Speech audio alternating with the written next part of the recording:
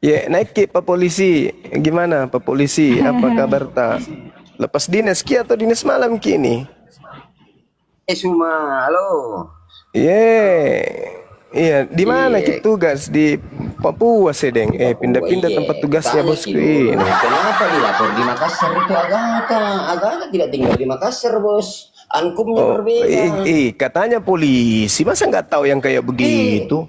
oh iya saya tahu makanya kutanya kau jangan Tapi pembohongan. kenapa misalnya ini Tidak bisa. di Makassar kak? Saya di Makassar dilapor kak di Medan.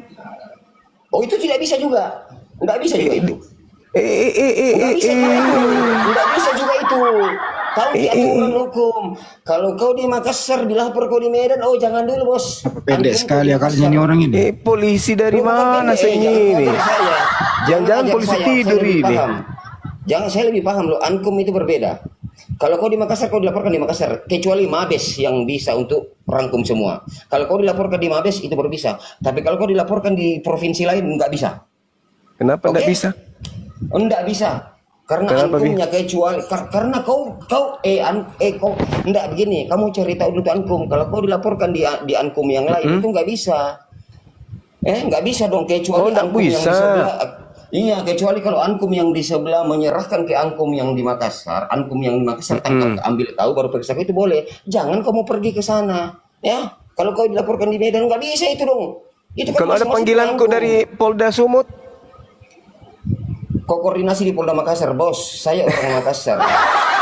Seantum saya di sini. Ada panggilanmu kah? Enggak, aku tanya dulu, ada panggilanmu kah? Yang bisa panggil kau Mabes. Kalau kau pintar hukum. jadi kalau saya dipanggil sama Sumut, sama Ki pergi. Hah? Sama Bukan Ki. sama pergi. Begini, harus ada koordinasi. Tidak, aku tanya kau dulu. Ada panggilanmu kah di Polda Sumut? Ada panggilanmu kah? Laporannya ada di sana. Laporannya saja. Ya, toh? Tapi panggilanmu nggak ada kan? Belum ada. Sama seperti logika. Logika nggak pernah dipanggil Polda Sumut, Polda Medan. Yang panggil logika ke sana itu cuma siapa ini pengacara kah? Yang panggil ke sana nggak ada dari polisi yang panggil si logika. Karena Dipanggil kita berbeda.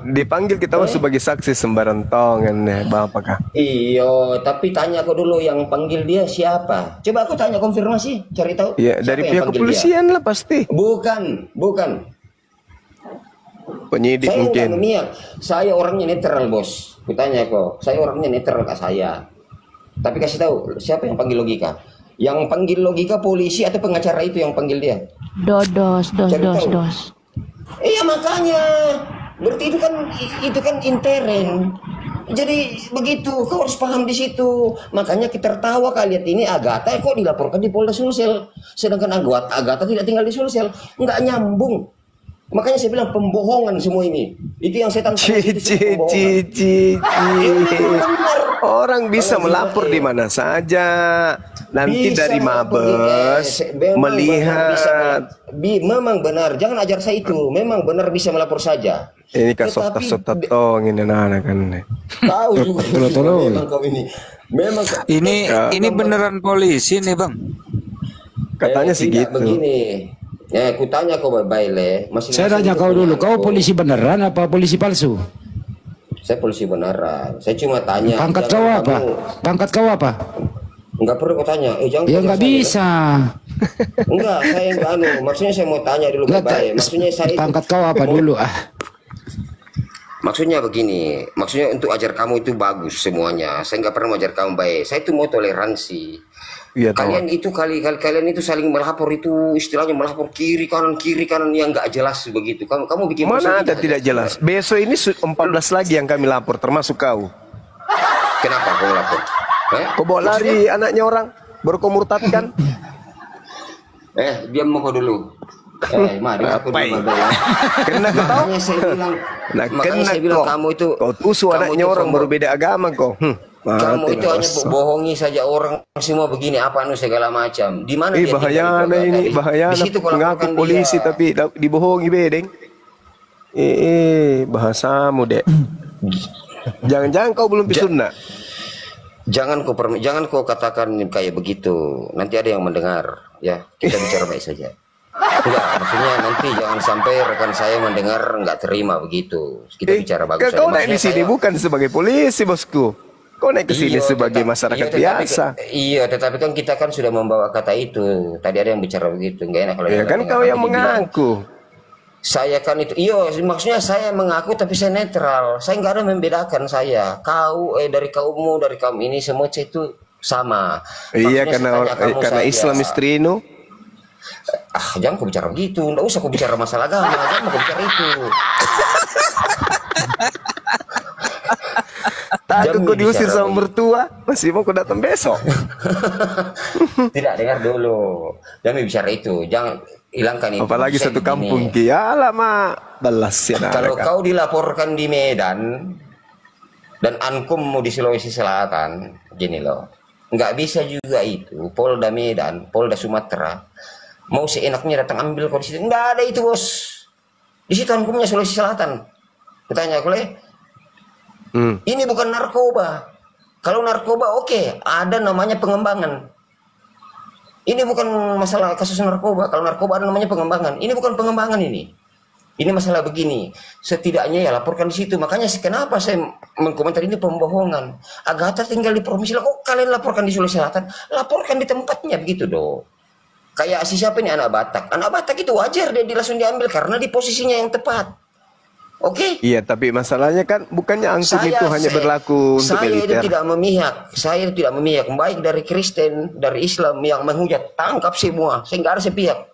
Habisin semua dia. Kalau saya itu bahaya. sebenarnya. Enggak ada kudukung saya. Enggak ada kudukung. Saya begitu. Bukan Maksudku istrimu? tanya, aku baik. Bukan istrimu Islam? Diam dong.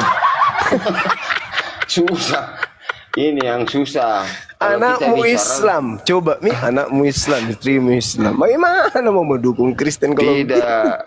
Ya, tapi saya Kristen kak. Begini, dengar kok dulu susah itu kawan, baik-baik. susah. Susahnya bagaimana? Kamu jangan perpecahan. Makanya jengkel sekali kayak dari tadi. Kamu begini, baku lapor segalanya. Padahal kamu Siapa yang mulai? sebenarnya Siapa ini. yang mulai Subaidah? Siapa yang mulai? Pokoknya kamu saling baku lapor. Padahal kamu sendiri nih yang bikin. Sebenarnya lebih kamu kamu lebih dipatung. Kamu sebenarnya lebih bagus ini sebenarnya. Assalamualaikum warahmatullahi wabarakatuh. Waalaikumsalam. Waalaikumsalam. Ya. Sok takim dari Subaidah. Boy turun ke kau dulu boy ya. Enggak, ini boy, kamu ini polisi, kamu ngaku polisi barusan. Iya, bagaimana? Taruna 87? Saya- Taruna 87 jawabannya apa? 87 itu ditujukan. 86 Penipu itu- kau, bukan polisi. Kalau masa nggak tahu Taruna 87 lanjutnya apa? Aduh. Di 87. Polisi kau, bukan masa nggak polisi. Di 87 Masa nggak ngerti Taruna kan ada polisi, 87? kan? Taruna di 87 kan jangan ajar saya ya. 87 812 811 selamat jangan ajar saya jadi polisi. Apa itu? Apa itu? Enggak, kasih tahu yang tadi bisa Ada saya. ceki, ada Kasih tahu. join. Selamat malam. Kalau ada Taruna 87, lanjutkan. Di 87 kan kesasaran TKP. Mana ada? Ya, Aduh. Ya, Dengar Anda siapa pernah mau dengar ngajar saya? pernah dengar radio sekali ya? Aduh, nah kan. 87 itu berarti di 87 kan. Di 87 kan kesasaran TKP di mana? 87 itu 87 kan di mana? Kalau 812 artinya apa? 812. 872 selamat mengudara. Tidak ada 872, 812 kucluk. Iya, 812. Orang-orang hari ini. Aduh, Dia- Hendi talki. Nggak usah bicara itu, jangan ajar saya itu. Nanti yang lain dengar, nanti temanku dengar. Enggak, jangan. Kalau di kopi apa di kopi? Di kopi apa di kopi? Enggak usah bicara itu. 86. Nggak Kopi usah. itu 86. Kopi di Aduh. di kopi di monitor, tukang kopi kebeli motor. Udahlah turun lah kau ah. Polisi India kayaknya temanku dia. Aduh kecewa aku kok bikin boy. Polisi tidur ngaku polisi cuma beneran. aku tanya Lo contohnya saja, polisi tidur aja sana. Polisi tidur kan? Iya Kalian polisi jangan tidur. Jangan sebut kata itu loh. Banyak yang kena. Emang kenapa? Emang nggak ada polisi tidur? Emang lo polisi tidur bukan polisi beneran? Lah dusing dia nih. Enggak tahu. Enggak, maksudnya- Buka Coba open kamera cam dulu, kau kalau buka kau kamera. polisi, kalau emang kau polisi open cam coba. Buka kamera, Maksudnya enggak usah jangan- kasih lihat muka, enggak usah. Kau tahu bilang Nah. jelek mukamu, saudara. Iya, bukan. Gak usah kasih apa? Buka Bagaimana kamera dulu cara kita lihat. bukanya? Enggak aku tahu cara bukanya bagaimana. Ditiup. Gimana buka kamera follower aja 2 biji? Tiup. Follower 2 biji Alah, nggak bisa polisi buka kamera dia. gadungan. Mana ada polisi followernya nggak ada, polisi gadungan ini. Jangan bilang kata itu, Bos. Ya nggak apa-apa, nggak suka, tangkap saya kalau nggak suka. Kau polisi gadungan kau. Terserah Anda, ya. Kau suruh saya baca Tribrata, saya baca Tribrata. Kau suruh saya baca Satya apa? Satya Marga. Bukan, itu tentara punya. Ya, Tribrata. Polisi apa taruna apa tentara? Tadi ditanya Taruna 87 lanjutkan. Jawabannya malah 872 871. Ini antum main togel. Apa gimana sih? Anak Main togel pramuka, polisi. anak pramuka dia, siaga, penggalang.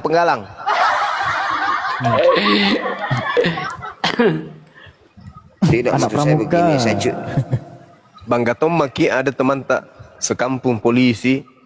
Iya, karena kita satu kampung Bang Suma, maksudnya ku tanya Joko, maksudnya begini, jangan sampai ada begini. Maksudku begini, kau juga bisa kan bertanya nanti, saya di Makassar, kenapa Sumatera yang laporkan saya? Begitupun Agatha bukan di Sulawesi, kenapa dilaporkan? Supaya jangan ada begitu loh. Itu tujuan saya begitu sebenarnya. Kan masing-masing kita punya wilayah itu kan ada ankumnya. Paham nggak itu ankum? Paham lah, tapi itu kan iya. itu kan untuk militer saja, kedisiplinan militer kamu itu. Kamu seakan-akan itu bagaimana menjawab ke saya loh. Saya bukan hanya saya sendiri. Saya ini oknum polisi loh. Tetapi jangan kalian sebut nama itu. Nanti yang lain dengar nanti itu tersinggung, nanti yang lain mendengar begitu. Iya, siapa Itu suruh yang saya maksud si Tiong masuk ke sini ngaku polisi kok? Saya orang jujur, saya bicara Yang salah itu sejujurnya. kalau saya yang datang ke tempatmu ngapa-ngapain polisi, Begini, itu berarti tidak boleh. Gini Bang, Sampai saya yang datang ke sini masuk ngaku itu, polisi kok. Tanyakan ke Anda itu kebenaran dan kebaikan begitu. Istilahnya kebenaran saya sampaikan sama kau begitu. Iya diterima, Ya, Minjo iya. Karena kalau kau kan tadi kan saya dengar dari polemikmu itu mengatakan saya dilaporkan begini-begini di Sumatera apa. Agatha juga dilaporkan begini-begini. Saya menjelaskan ke kalian ini, maksud saya masuk menjelaskan ini supaya kalian paham sehingga kalian jangan ada saling berolok-olokan lagi begitu. Terus kapan syahadat? Kau ini lain lagi, aneh pikiranmu ini. Jangan kau ajar saya, Bos. Saya punya institusi Mertuamu ada. Islam toh, anakmu juga Islam, istrimu Islam. Syahadat lah. Ayo. Sama-sama ke lebaran nanti. Ada yang tanya ini NRP saya berapa? 81135. Saya RC angkatan 20 tahun 2021. Oke? Iya tahu. Yang tanya saya tahun ini berapa? Tahun berapa? Tahun berapa? Siapa tahu letingku toh, kutanya dia. Enggak, ku tanya dulu, angkatan berapa? Angkatan 2001. Oh, 2001. Iya. Adik-adikku ini anak ini. Sudah 24 tahun, kawan. Iya, makanya saya tanya. Saya kan cuma menyampaikan. Saya enggak bohong. 21 24 tahun. Angkatan 21 ya. Sudah 24 tahun gitu. Maksud saya begini, saya itu istilahnya memberikan, siapa lagi yang memberikan kalian nasihat kalau bukan kita-kita ini, karena kebetulan kita ini di penegak hukum. Nah, ini orang Sulawesi, kebetulan neneknya dari Toraja. Siapa lagi yang bisa untuk kalau bukan kami-kami ini? Betul tidak Suma? Iya tahu. Nah, iya, maksud saya begitu. Mungkin Suma lebih paham soal kitab suci, saya tidak. Tetapi siapa lagi yang menasihati kalau bukan kami ini? Allah ilaha illallah gitu. Sotak.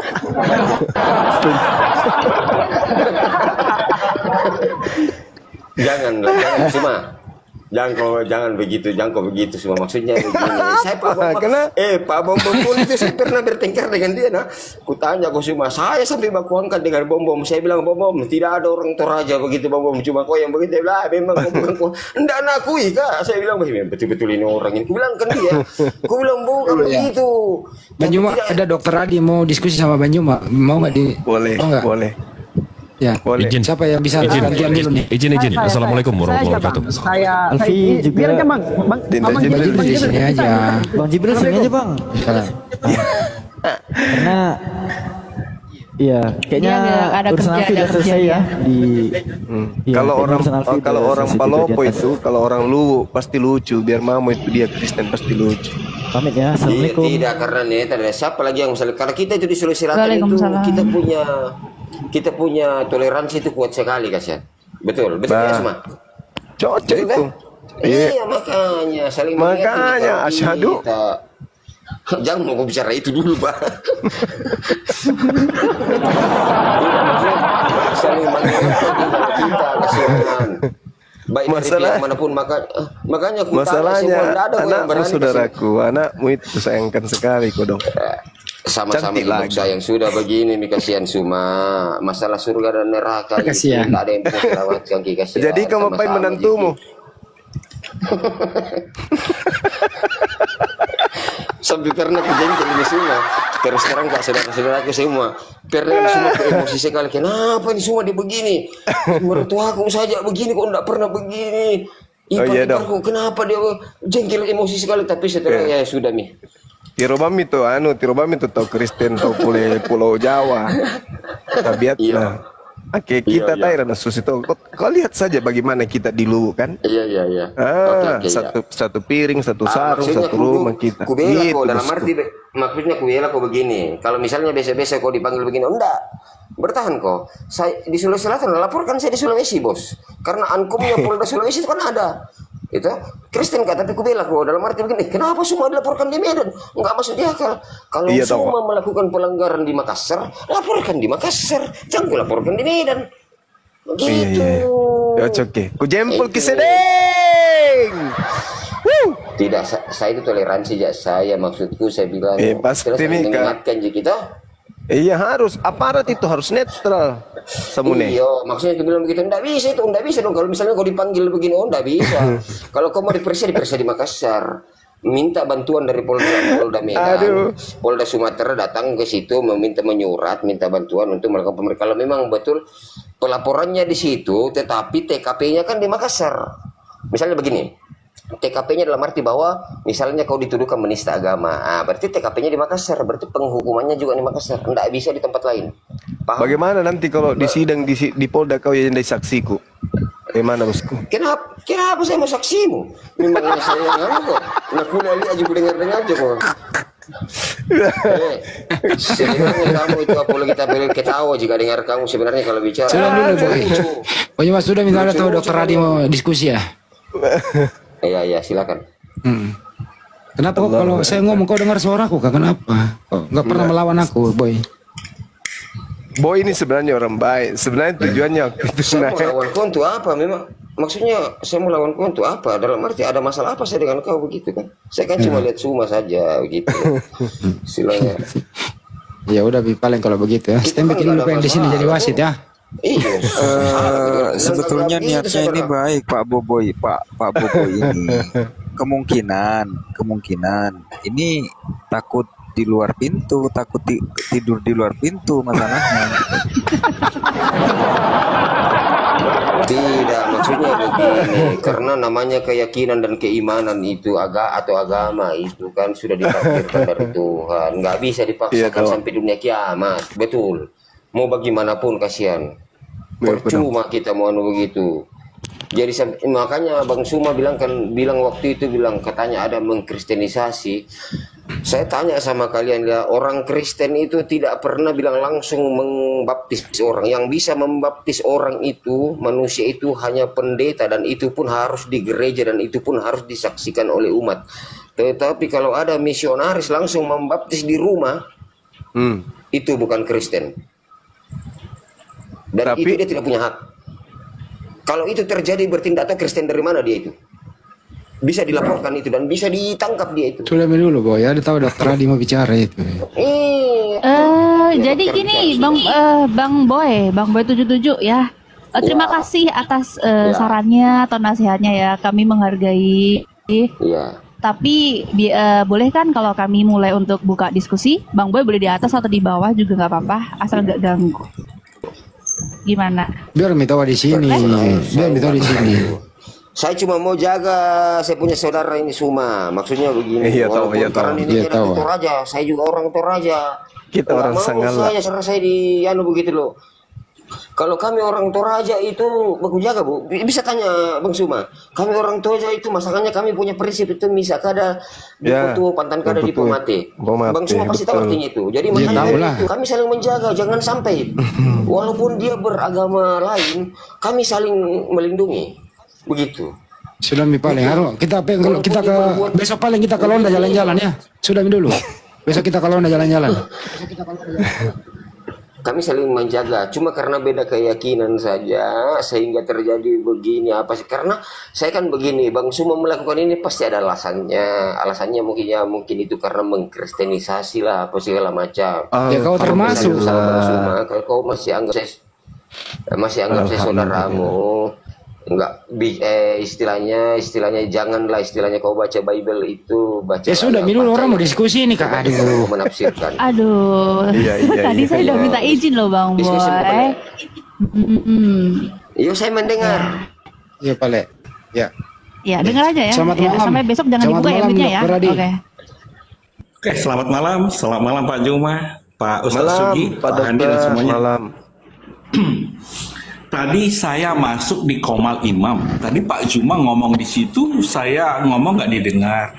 Diskusinya tentang Matius 24 ayat 22 sampai 26 dikaitkan dengan kisah Rasul 9. Kita Oh, iya. diskusikan. Ya. Baik, Tadi baik, Pak Juma di sana, apa bisa dua suara Pak Juma ini? Oh, itu bukan saya. Mungkin video kali yang diputar ulang sama teman-teman. Pantas aku panggil Pak Juma gak didengar. Oh, sorry. Iya. Itu rekaman Oke. Pak Dokter Adi. Jadi nggak apa-apa kalau mau bahas itu silakan aja. Dokter Adi memulai dulu, nanti Bang Juma habis. Iya, Dokter Adi silakan. Ya tadi Pak Juma ngomong tadi bahwa Yesus pernah memang berkata di Yohanes 14 ayat 16 akan ada seorang penolong yang lain yang datang. Sementara di kisah Rasul 9 itu kan Yesus belum datang di situ. Sama dengan Wahyu itu Yesus belum datang. Cuma penglihatan. Kisah Rasul 9 ayat 1 sampai 9 itu penglihatan Saulus. Dan dikuatkan lagi penglihatan Ananias murid Tuhan di ayat 10 sampai 18. Itu belum kedatangan Yesus. Sementara Pak Juma menafsirkannya bahwa Yesus sudah datang kepada Saulus. Belum, itu Pak Juma. Itu mau saya klarifikasi yang saya pahami. Oke. Saya tanggapi ya. Jadi kami sebagai apologet Islam itu muncul kemudian di tengah-tengah saudara-saudara Kristen dan penikmat media sosial. Dalam hal ini diskusi lintas agama, bukan muncul sebagai penyangga akidah atau agama saudara, hanya semata-mata berdasarkan Bible, tidak ada latar belakang. Jadi Kristen datang setelah Yahudi Nasara. Di antara kedua golongan ini kemudian muncul orang zalim. Lalu kemudian berjalan waktu, Kristen lebih dulu muncul Al-Quran, muncul Islam, menceritakan tentang tabiat dan tipikal dan keadaan umat-umat terdahulu termasuk agama Kristen. Sehingga Al-Quran mengatakan apa? A'udzubillahi minasyaitonirrajim. Iyad'una min dunihi illa inatha wa iyad'una illa syaitanan marida. Yang mereka sembah selain Allah tidak lain hanyalah inazan. Apa itu inazan? Sesuatu yang disembah selain daripada pencipta langit dan bumi. Dan mereka tidak lain hanyalah menyembah setan yang terkutuk. Ini Al-Quran. Ini Al-Quran. Nah, untuk membuktikan Al-Quran kemudian, karena Al-Quran bercerita tentang kaum terdahulu, maka kita buktikan yang disembah oleh saudara Kristen yang disebut Allah ini siapa? Kita lihat, Bung, ketika kemudian Al-Quran menceritakan ini, dan kami belajar tentang Bible, Kristen hari ini, sejak kemudian diproklamirkan melalui konsili Yesus itu adalah Tuhan, anak Maria selama 33 tahun sedikit pun tidak pernah mengajarkan tentang Kristen, tidak pernah mengajarkan makan babi, ibadah minggu, masuk ke gereja, mengkitabkan perjanjian baru, dan tidak pernah sekalipun mengajarkan menuhankan dirinya menggantikan Elohim yang datang, yang diajarkan melalui Nabi Musa dan seterusnya. Itu dulu. Sehingga pada kesimpulannya adalah ketika kami belajar Bible, uraian dari Al-Quran tadi itu terbukti ternyata saudara Kristen menyembah makhluk yang datang kepada Paulus. Yang saya katakan itu bukan Yesus. Karena menurut malaikat di dalam Kisah Para Rasul 1 nomor 11, Yesus datang kedua kalinya dengan jasadnya. Menurut Yesus, itu menurut malaikat. Menurut Yesus bagaimana? Di dalam Matius 24 nomor 27, menurut Yesus dia akan datang lengkap dengan jasadnya. Di sisi yang lain, Yesus berpesan akan datang penyesat yang bukan dirinya, tetapi penyesat itu mengaku dirinya. Berarti antara Nabi Muhammad dan Nabi Isa akan ada muncul orang yang mengajarkan menyembah kepada oknum ini, dan kemudian di dalam Bible dikatakan penyesat itu mengaku bernama Yesus. Nah, selain makhluk yang datang kepada Paulus mengaku Yesus, kalau itu bukan penyesat yang diramalkan oleh Yesus, tolong tunjukkan kepada saya. Penyesat yang mana lagi yang pernah mengaku Yesus selain daripada dia yang datang kepada Paulus? Silakan.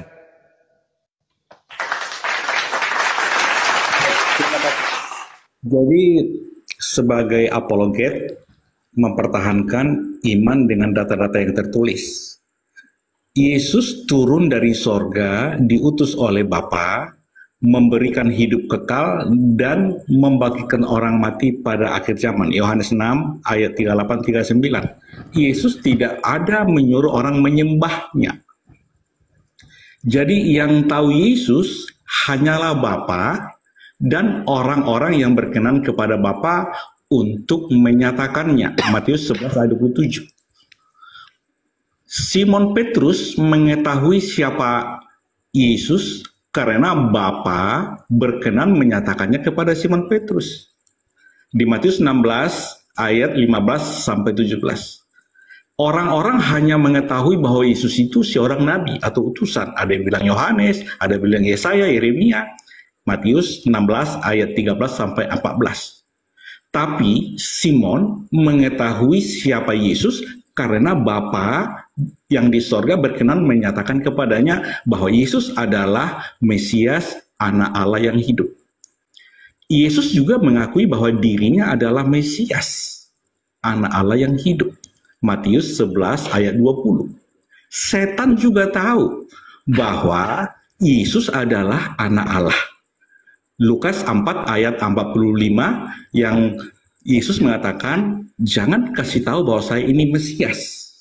Lalu Pak Juma menafsirkan Matius 24 itu di ayat 22 sampai 27, saya baca ya. Dan sekiranya waktunya tidak dipersingkat, maka dari segala yang hidup tidak akan ada yang selamat. Akan tetapi oleh karena orang-orang pilihan waktu itu akan dipersingkat. Pada waktu itu jika orang berkata kepadamu, lihat Mesias ada di sini atau Mesias ada di sana, jangan kamu percaya.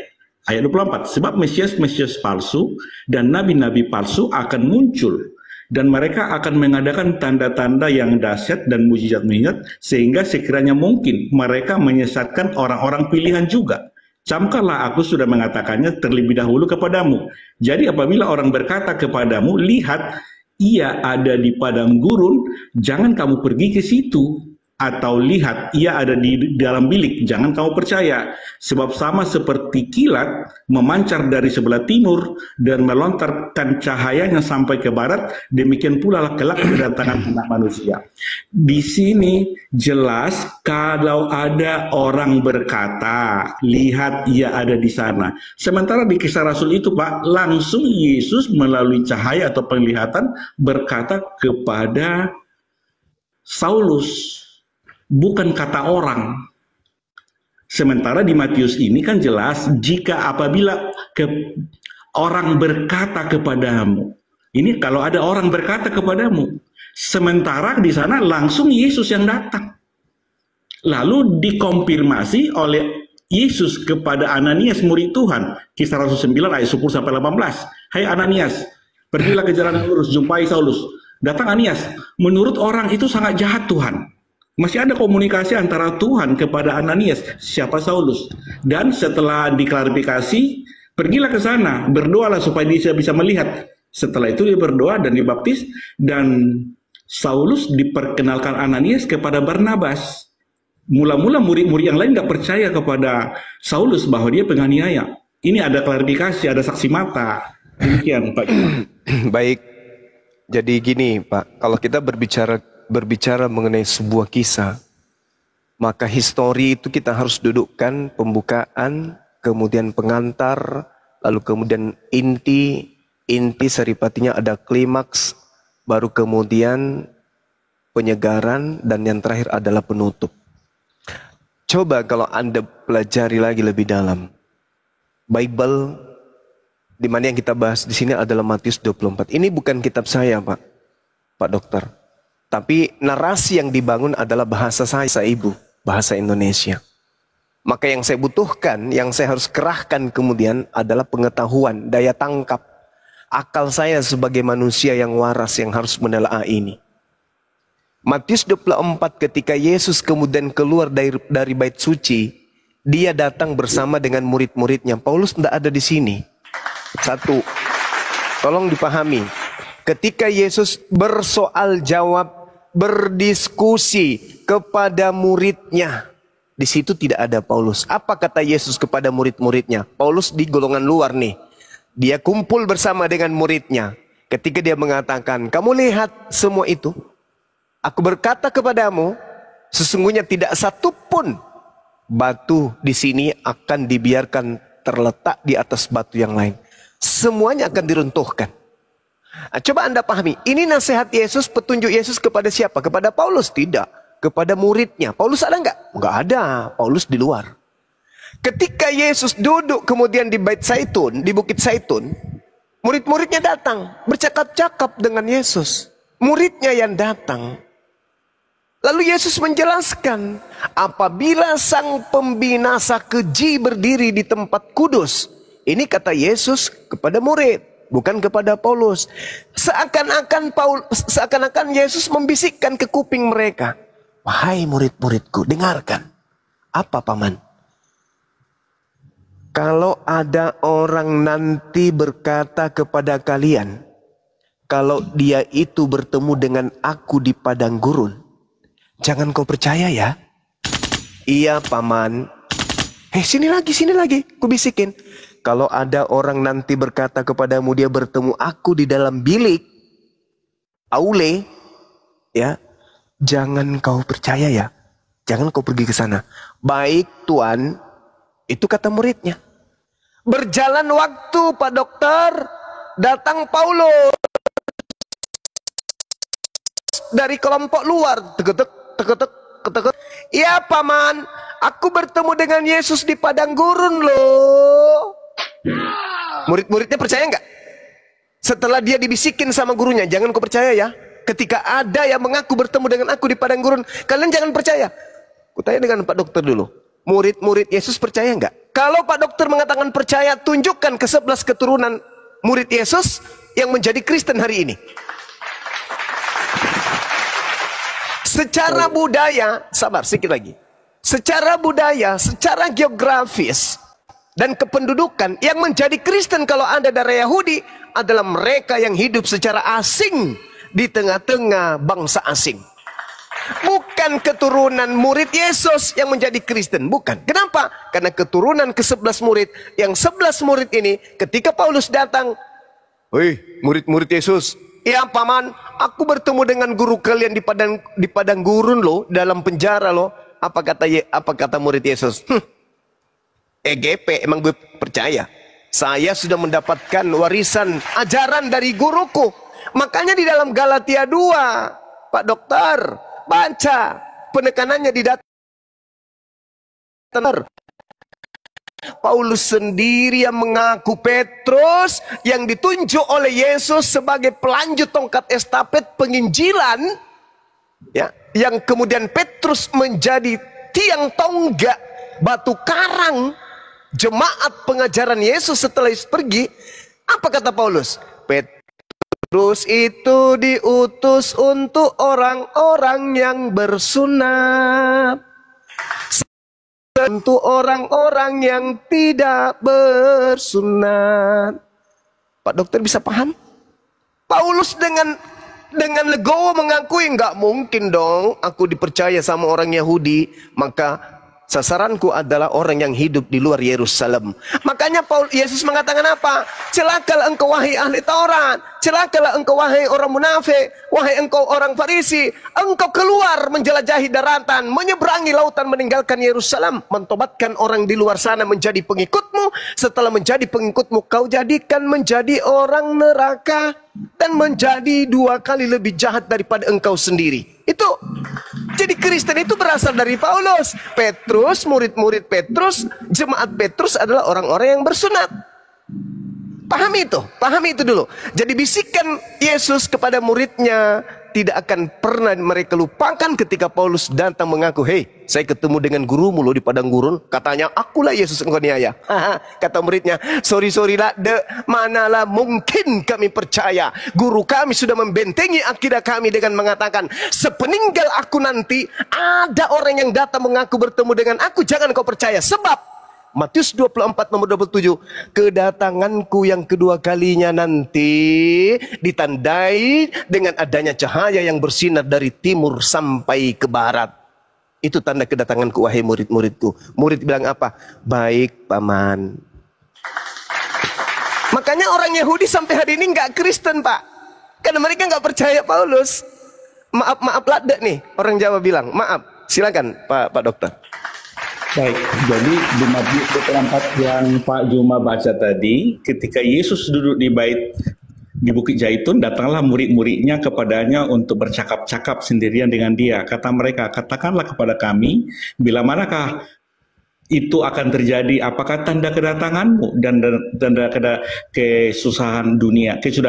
Jawab Yesus kepada mereka, waspadalah supaya jangan ada orang yang menyesatkan kamu.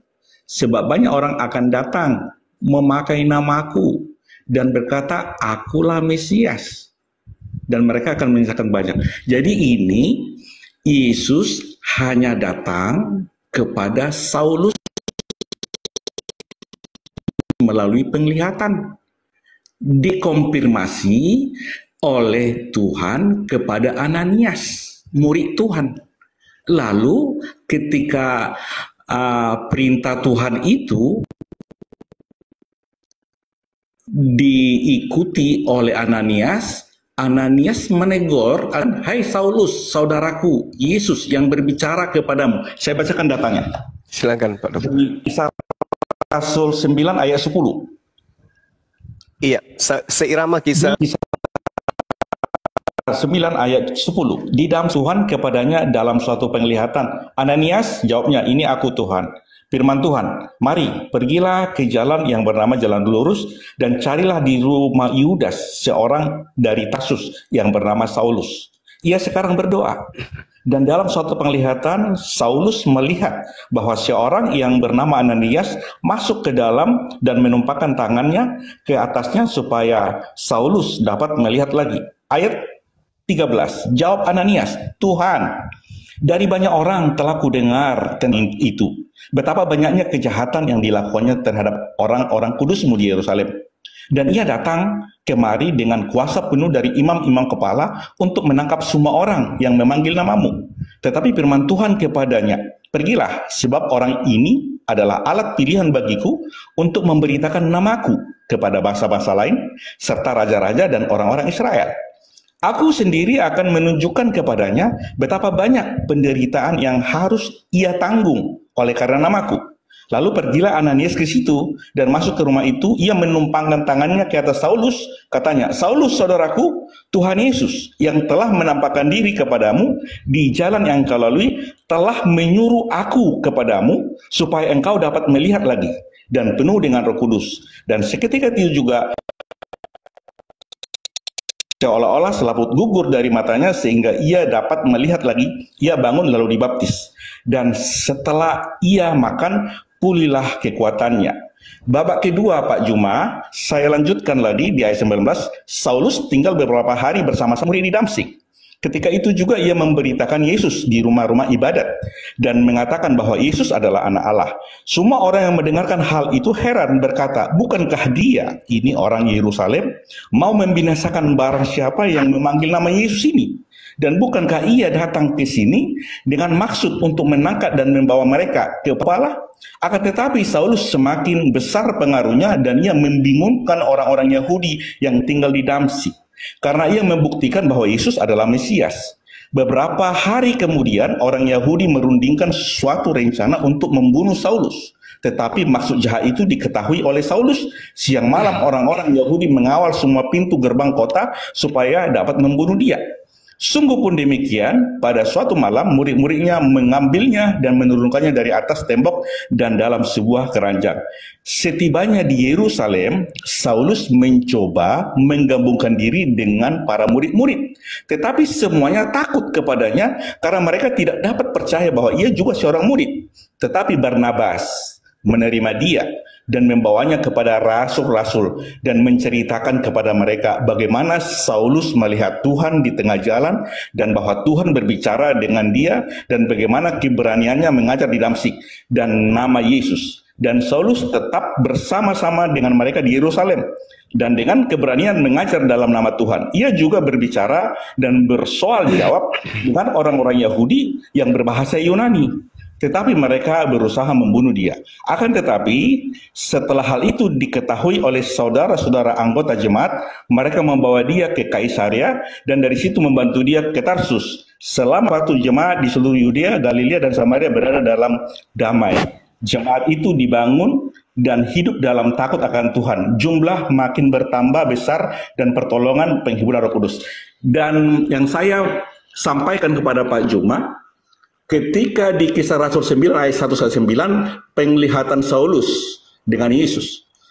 Di Kisah Rasul 10 ayat Kisah Rasul 9 ayat 10 sampai 18 penglihatan Ananias. Tuhan berbicara melalui penglihatan.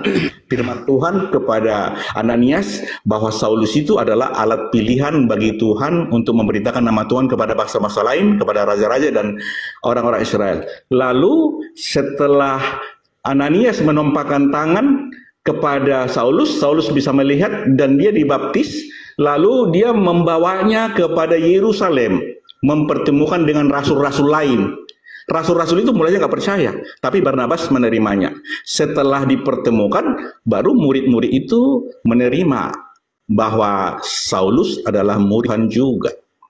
Jadi Kristen itu, Pak Juma, adalah orang-orang Yahudi yang Yesus sebagai Mesias. Ada 120 orang di Kisah Rasul 1:15 orang Yahudi yang percaya kepada Yesus. Ada juga 3.000 orang yang dibaptis oleh Petrus di Kisah Rasul 2 ayat 41. Ada juga 5.000 orang di Kisah Rasul 4 ayat 4 yang percaya kepada Yesus. Semua orang Yahudi. Jadi yang 120 orang, yang 105, yang 3.000 dan 5.000 itu orang Yahudi semua percaya kepada Yesus atas pemberitaan dari 11 murid itu, melarikan diri dari Yerusalem ke Yudea dan Samaria. Kisah Rasul 8 ayat 1. Ada juga yang melarikan ke Venesia, Siprus, dan kota Antioquia. Kisah Rasul 11 ayat 19 sampai 26. Di kota Antioquia itulah yang 120 tambah 3.000, tambah 5.000 itu, dari situ disebut jemaat dari Yerusalem melarikan ke Antioquia untuk pertama kali disebut Kristen. Jadi Kisah Rasul 11 ayat 22, jemaat Yerusalem mengutus Barnabas untuk pergi ke kota Antioquia mengunjungi jemaat yang melarikan diri dari Yerusalem. Dan Barnabas mengundang Saulus ke Tarsus membawa ke kota Antioquia. Jadi sebelum Barnabas dan Saulus ke kota Antioquia sudah ada orang Yahudi yang percaya kepada Yesus. Itulah cikal bakal Kristen. Tidak ada hubungan Saulus dengan Kristen yang ada di kota Antioquia. Demikian Pak. Oke, baik. Baik, saya kembali membaca dalil Quran ya, supaya kita selalu selaras, bukan berpihak hanya sebelah. Lagi-lagi saya mengatakan wa iyaduuna illa syaitanam marida. Yang mereka sembah hanyalah setan yang terkutuk. Nah sekarang begini, Pak Dokter. Mohon maaf nih. Percayakah Pak Dokter ketika Yesus berkata akan datang penyesat dengan memakai nama Yesus? Di dalam Lukas 21 nomor 8. Waspadalah kepada penyesat yang datang kepadamu dengan menggunakan namaku. Dan berkata, akulah dia. Jangan kamu percaya. Apakah Pak Dokter percaya bahwa penyesat akan datang dengan memakai nama Yesus? Itu nasihat Yesus kepada murid-muridnya. Waspadalah supaya kamu jangan disesatkan. Sebab banyak orang akan datang dengan memakai namaku. Tuh. Jangan kamu sampai disesatkan. Disesatkan oleh siapa? Planao atau planos. Siapa planos ini? Iblis, penyesat, penipu, pembohong. Waspadalah, akan datang pendusta-pendusta. Sebab banyak orang akan datang dengan memakai namaku dan berkata, akulah dia. Berarti penyesat ini mengaku Yesus. Saatnya sudah dekat. Berarti saat Yesus tidak terlalu lama setelah terangkat ke langit. Apa kata Yesus kepada muridnya? Jangan kamu percaya. Nah sekarang apakah Pak Dokter percaya adanya penyesat yang muncul dengan mengaku Yesus? Kalau Pak Dokter percaya kepada Yesus, harusnya Anda percaya. Nah kalau Anda percaya, harus Anda tunjuk siapa yang pernah mengaku bertemu dengan Yesus. Kalau Lukas ada orang 21 ayat 28 bukan itu isinya Pak Juma. Ulang, Lukas nomor 21 ayat 28. Oh, nomor 8-nya. Nomor 8. Nah, kalau Anda percaya kepada Yesus, berarti Anda harus mengakui dong. Setelah Yesus terangkat, muncul penyesat-penyesat dengan menggunakan nama Yesus. Penyesat kalau dalam hitungan saya nih, yang pertama yang datang kepada Ananias, itu bukan Yesus. Yang kedua, penyesat yang datang kepada Paulus, itu juga bukan Yesus. Siapa yang bisa membuktikan kalau itu Yesus? Yang ketiga, penyesat yang datang ngaku Yesus yang datang di Pulau Patmos, itu juga bukan Yesus. Makanya Yesus di dalam Matius 24 dia katakan apa? Jadi apabila kamu melihat pembinasa keji berdiri di tempat kudus, seperti yang difirmankan oleh Nabi Daniel. Apa firman Nabi Daniel? Datang penyesat dengan memutarbalikkan perkataan Tuhan, membantah perkataan yang maha tinggi, lalu kemudian merubah hukum. Dia mengatakan hukum yang datang di Nabi Musa itu adalah sampah. Kita nggak usah terlalu jauh. Nah sekarang kata Yesus, apabila orang yang mengaku Yesus palsu itu datang, dia akan bersamaan dengan nabi palsu. Coba lihat di data nomor 24-nya. Sebab Yesus palsu dan nabi-nabi palsu, berarti Yesus palsu dan nabi palsu akan datang bersama, akan muncul kata Yesus, dan mereka nabi palsu dan Yesus palsu akan mengadakan tanda-tanda yang dahsyat dan mujizat-mujizat sehingga sekiranya mungkin mereka menyesatkan orang-orang pilihan juga. Ingat, ketika Paulus melakukan mukjizat di tengah-tengah orang non-Yahudi, Paulus kemudian dianggap sebagai dewa Hermes. Kenapa? Karena saking saktinya mukjizat Paulus. Sabar. Kemudian pada saat itu kata Yesus, ada orang berkata, lihat ada Yesus di sini, atau Yesus ada di sana. Jangan kamu percaya. Siapa yang pernah mengaku bertemu dengan Yesus di padang gurun? Paulus. Mengaku bertemu dengan Yesus di dalam bilik? Paulus. Apakah muridnya percaya? Enggak. Murid-murid Yesus tidak percaya dengan uraian Paulus. Enggak percaya. Apa buktinya enggak percaya? Coba Anda baca di dalam Kisah Para Rasul 21 nomor 15 sampai nomor 26. Apa yang terjadi di sana? Paulus setelah mengajarkan ajaran Kristen, dia masuk kembali ke Yerusalem. Ketika sampai ke Yerusalem, apa yang dilakukan Paulus? Bertaubat dari mengajarkan ajaran Kristen, bahkan Paulus mentahirkan dirinya dan melakukan persembahan sebagaimana Nabi Musa melakukan persembahan kurban. Jadi, Kalau Anda 21 nomor 8, Yesus berkata, waspadalah kepada penyesat yang datang kepadamu dengan memakai namaku dan berkata akulah dia, janganlah engkau percaya. Waktunya sudah dekat, jangan engkau percaya. Nah sekarang saya mau tanya nih kepada Pak Dokter. Percaya tidak Pak Dokter akan nasihat Yesus ini kepada muridnya? Wahai muridku, waspadalah kepada penyesat yang datang kepadamu dengan memakai namaku dan berkata akulah dia. Waktunya sudah dekat, jangan kau percaya. Kalau Anda percaya, tolong tunjukkan. Penyesat yang datang mengaku Yesus itu datang kepada siapa? Kalau ini tidak tergenapi, berarti Yesus pembohong. Kalau ini tergenapi, penyesat yang mengaku Yesus ini datang kepada siapa? Silakan. Ya, penyesat itu yang nggak paham Bible tapi ngajarin Bible. Lukas. Gimana Pak? Ada yang mau ngomong? Silakan. Penyesat itu yang nggak paham Bible tapi ngajarin Bible. Sebentar, Saya Pak, tidak ngajarin, saya bertanya. Sebentar, jadi izinkan kami bicara dulu Pak ya. Nanti kalau sudah selesai Bapak boleh ngomong. Lukas 21 ayat 8, Pak Juma saya baca ulang. Jawabnya, waspadalah supaya kamu jangan disesatkan.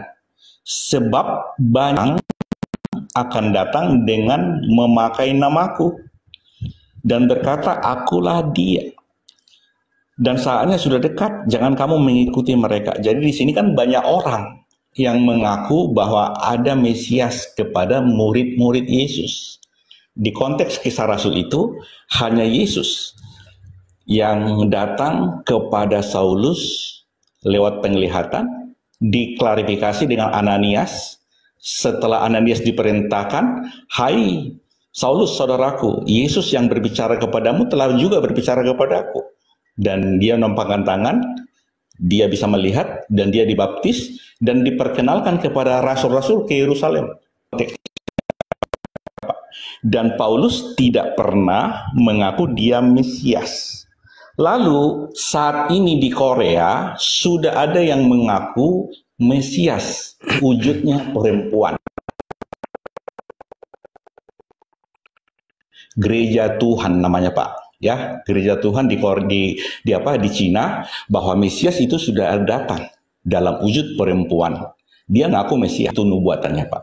Lalu tentang pemahaman Pak Juma, ya Pak Juma kan memahami firman Alkitab Bible dengan memahami pemahaman sendiri dikaitkan dengan Al-Quran. Jadi dalam konteks Lukas 21:8 itu jelas kalau banyak orang yang mengaku bahwa dia Mesias. Sementara di Kisah Rasul itu bukan banyak orang. Lalu banyak orang mengaku itu kepada murid-murid. Sementara Yesus datang bukan kepada murid, justru kepada penganiaya.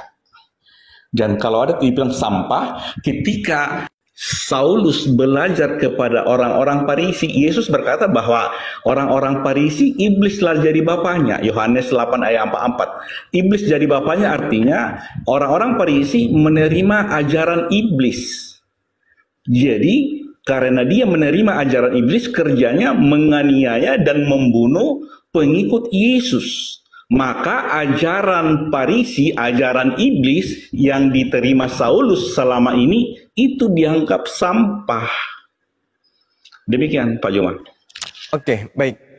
Jadi gini Pak Dokter, tadi pertanyaan saya itu sederhana loh. Ketika kemudian Anda percaya kepada pernyataan Yesus di dalam Lukas 21, waspadalah kepada penyesat yang datang kepadamu. Ini harus datang kepada murid Yesus, bukan datang kepada orang yang di mana tadi, yang ada di Jepang itu atau di mana yang Bapak katakan. Jadi dudukkan perkara itu pada tempat yang semestinya, jangan melebar kemana-mana.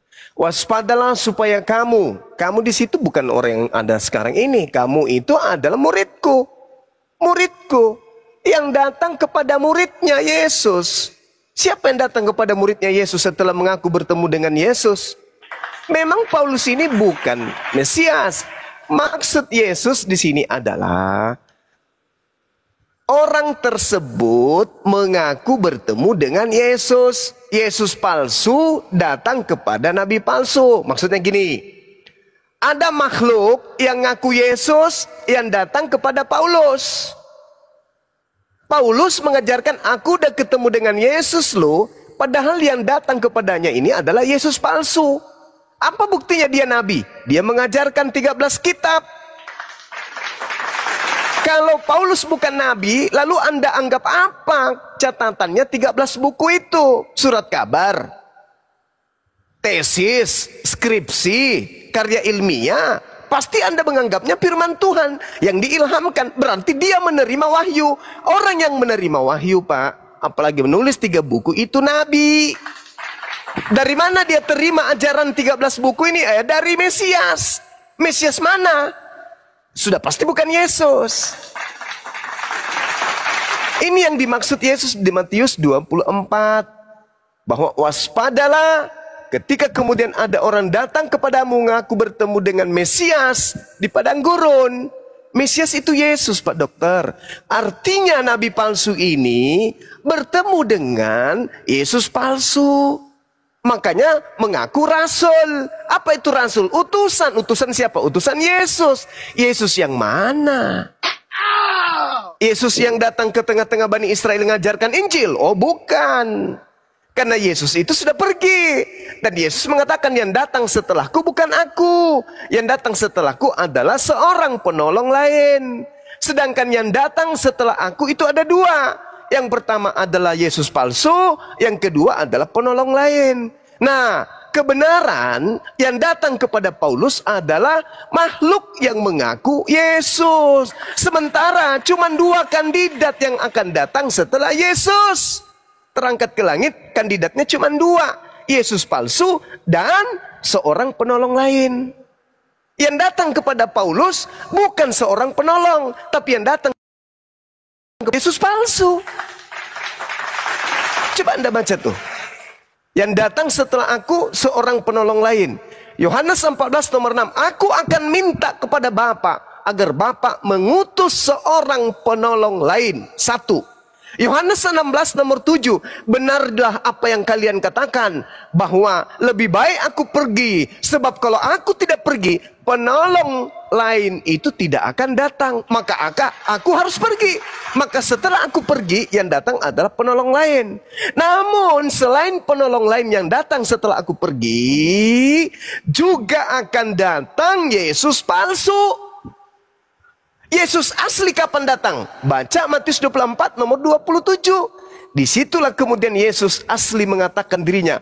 Sebab sama seperti kilat memancar dari sebelah timur dan melontar cahayanya sampai ke barat, demikianlah kelak kedatangan aku yang kedua.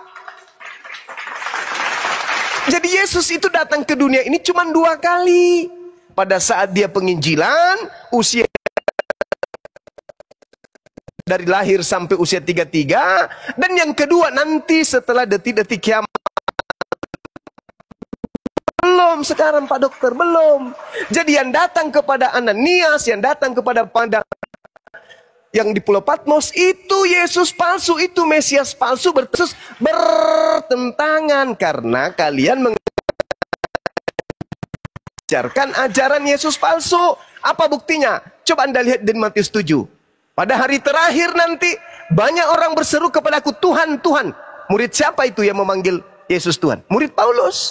Tak ada murid Nabi Muhammad, tak ada murid Nabi Musa, tak ada Nabi Yakub, Daud, Salomo, murid yang memanggil Yesus Tuhan. Hanya murid Paulus. Pada hari terakhir nanti banyak orang berseru kepadaku, Tuhan, Tuhan, Tuhan.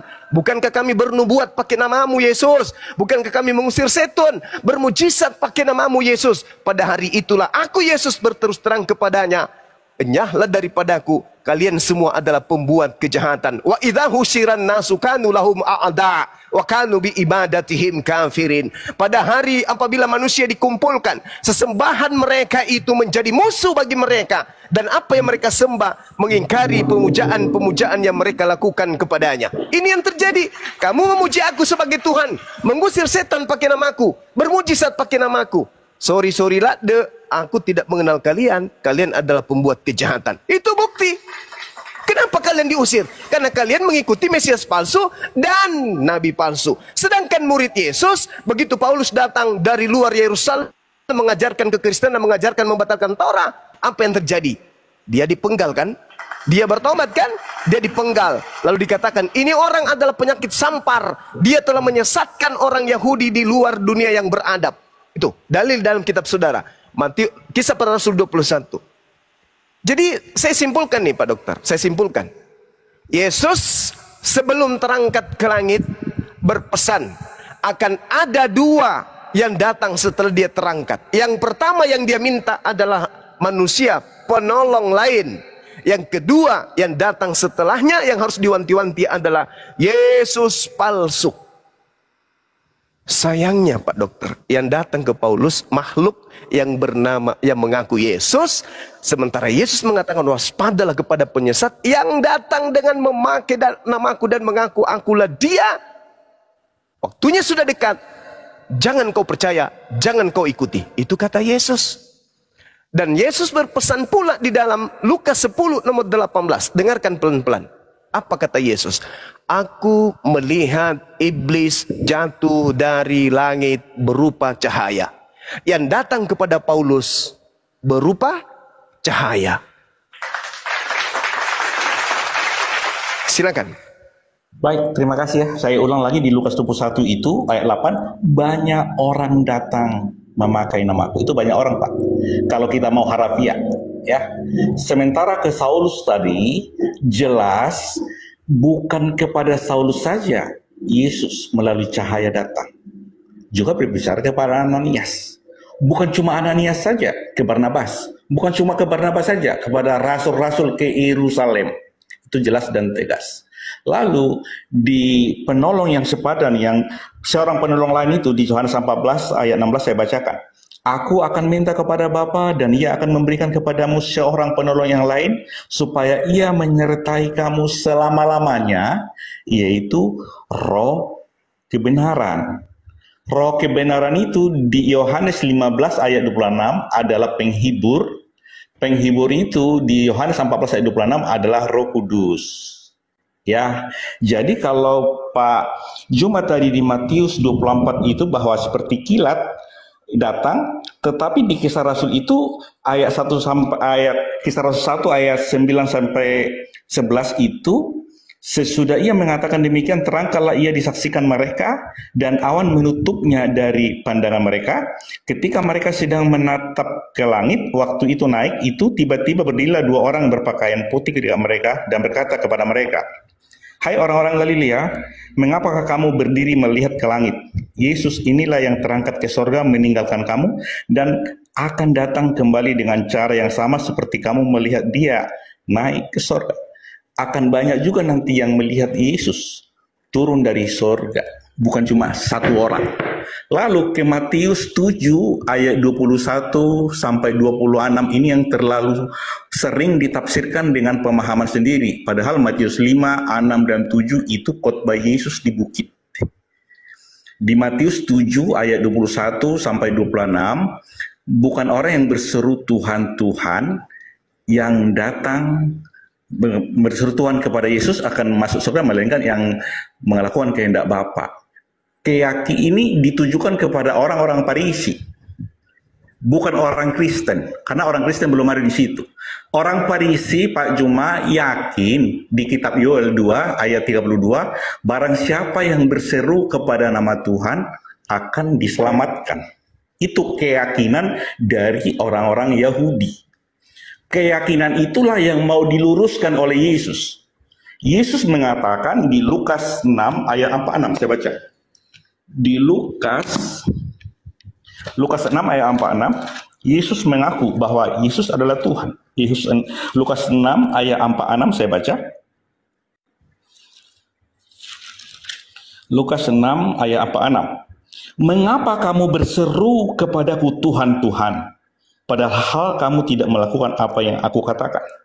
Jadi khotbah Yesus di bukit di Matius 5, 6, dan 7 mengatakan kepada orang-orang Farisi bahwa bukan berseru kepada Yesus Tuhan, Tuhan akan masuk surga. bukan mengadakan mujizat demi nama Yesus akan masuk surga, bukan bernubuat demi nama Yesus akan masuk surga, bukan mengusir setan-setan demi nama Yesus masuk surga, bukan mengadakan banyak mujizat malah demi nama Yesus masuk surga, tetapi yang melakukan kehendak Bapa. Jadi keyakinan Yahudi di kitab Yoel 2 ayat 32, barang siapa yang berseru kepada nama Tuhan akan diselamatkan, selaras dengan Kisah Rasul 2 ayat 21, barang siapa yang berseru kepada nama Tuhan akan diselamatkan. Terus Roma 10 ayat 13, barang siapa yang berseru kepada nama Tuhan akan diselamatkan. Mereka kira kalau berseru kepada nama Tuhan akan selamat. Tidak cukup hanya berseru, tapi harus melakukan. Jadi konteks Matius 7 ayat 21 itu adalah ajaran Yesus di khotbah di bukit kepada orang-orang Farisi yang mempercayai hanya berseru kepada nama Yesus akan masuk surga. Yesus mengakui bahwa dia Tuhan di Lukas 6 ayat 46. Mengapa engkau berseru kepadaku Tuhan, Tuhan, padahal kamu tidak melakukan apa yang aku katakan? Itu yang gagal paham teman-teman Islam memahami seolah-olah itu untuk Kristen. Konteksnya itu untuk orang-orang Farisi yang meyakini hanya berseru kepada nama Tuhan diselamatkan. Kitab Yoel 2 ayat Kisah Rasul 2 ayat 21 dan Roma 10 ayat 13. Demikian Pak Juma. Baik, saya urai dari belakang, dari uraian Pak Dokter.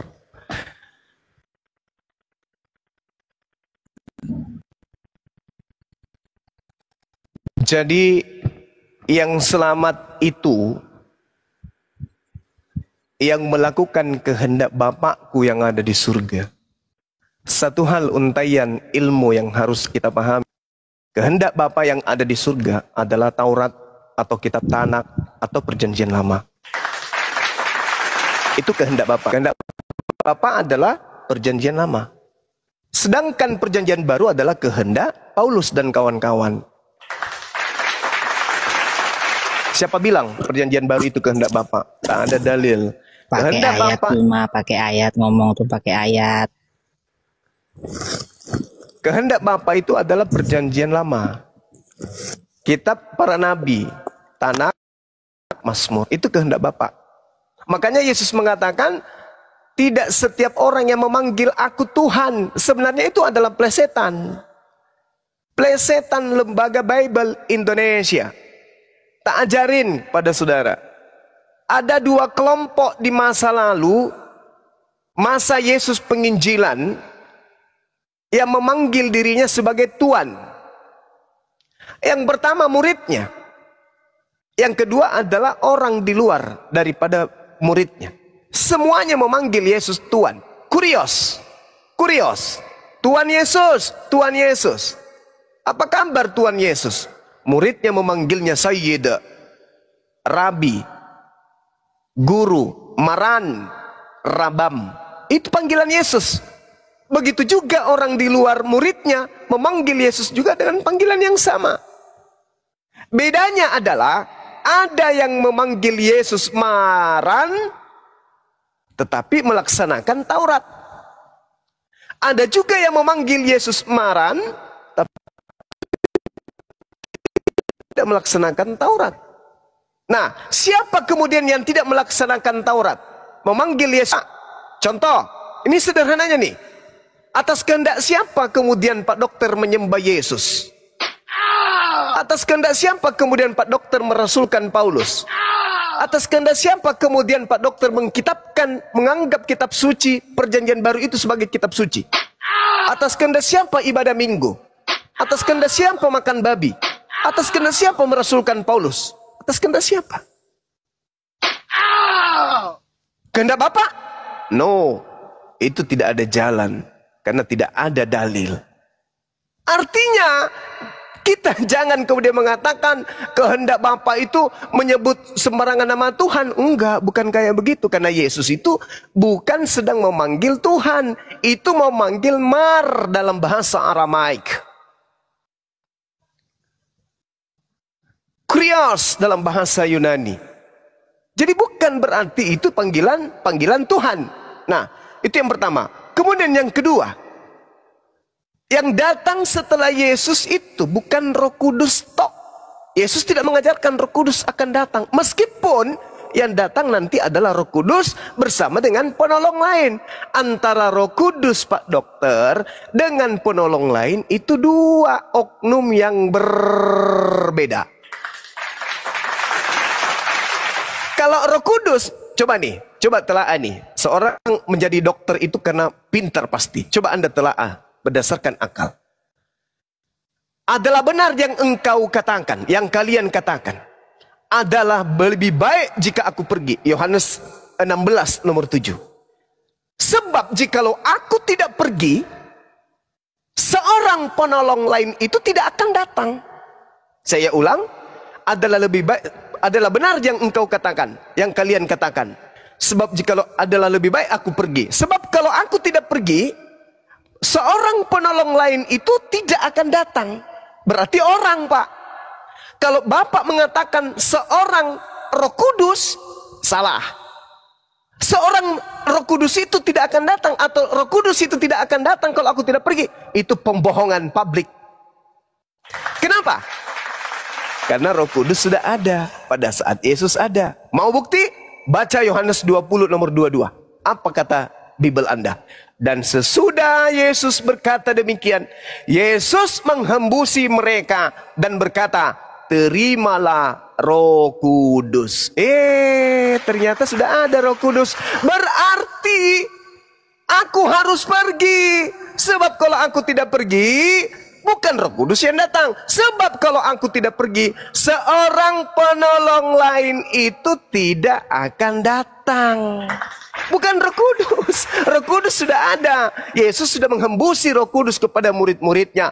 Yohanes sudah kepenuhan Roh Kudus. Elizabeth sudah kepenuhan Roh Kudus. Zakaria kepenuhan Roh Kudus. Yesus dibaptis datang Roh Kudus. Jadi bukan Roh Kudus yang datang, yang dijanjikan, tapi yang datang adalah seorang manusia, seorang penolong lain. Nah, tak kasih contoh. Kejadian 2:18. Tuhan Elohim berfirman, tidak baik kalau manusia itu seorang diri saja. Aku akan menjadikan seorang penolong baginya yang sepadan dengan dia. Seorang penolong yang dimaksud di sini siapa? Hawa. Bukan Roh Kudus, tapi seorang penolong lain. 2 Raja-Raja 13 nomor 5. Tuhan memberikan kepada orang Israel seorang penolong sehingga mereka lepas dari tangan Aram dan dapat duduk di kemah-kemah mereka seperti yang sudah-sudah. Sekarang penolong lain, seorang penolong lain yang diutus itu siapa? Ketika kemudian Tuhan mengutus seorang penolong lain kepada Bani Israel dari perbudakan Mesir, siapa yang diutus seorang itu? Nabi Musa alaihissalam. Setelah itu Tuhan masih mengirim lagi penolong lain. Siapa penolong lain yang dikirim oleh Tuhan kepada Bani Israel? Namanya Yesus. Mana dalilnya? Kisah Para Rasul 13 nomor 23. Seperti orang Israel harus tahu, seperti yang dijanjikan oleh Tuhan kepada mereka, Tuhan akan membangkitkan seorang penolong lain, seorang juru selamat untuk Israel, yaitu Yesus Kristus.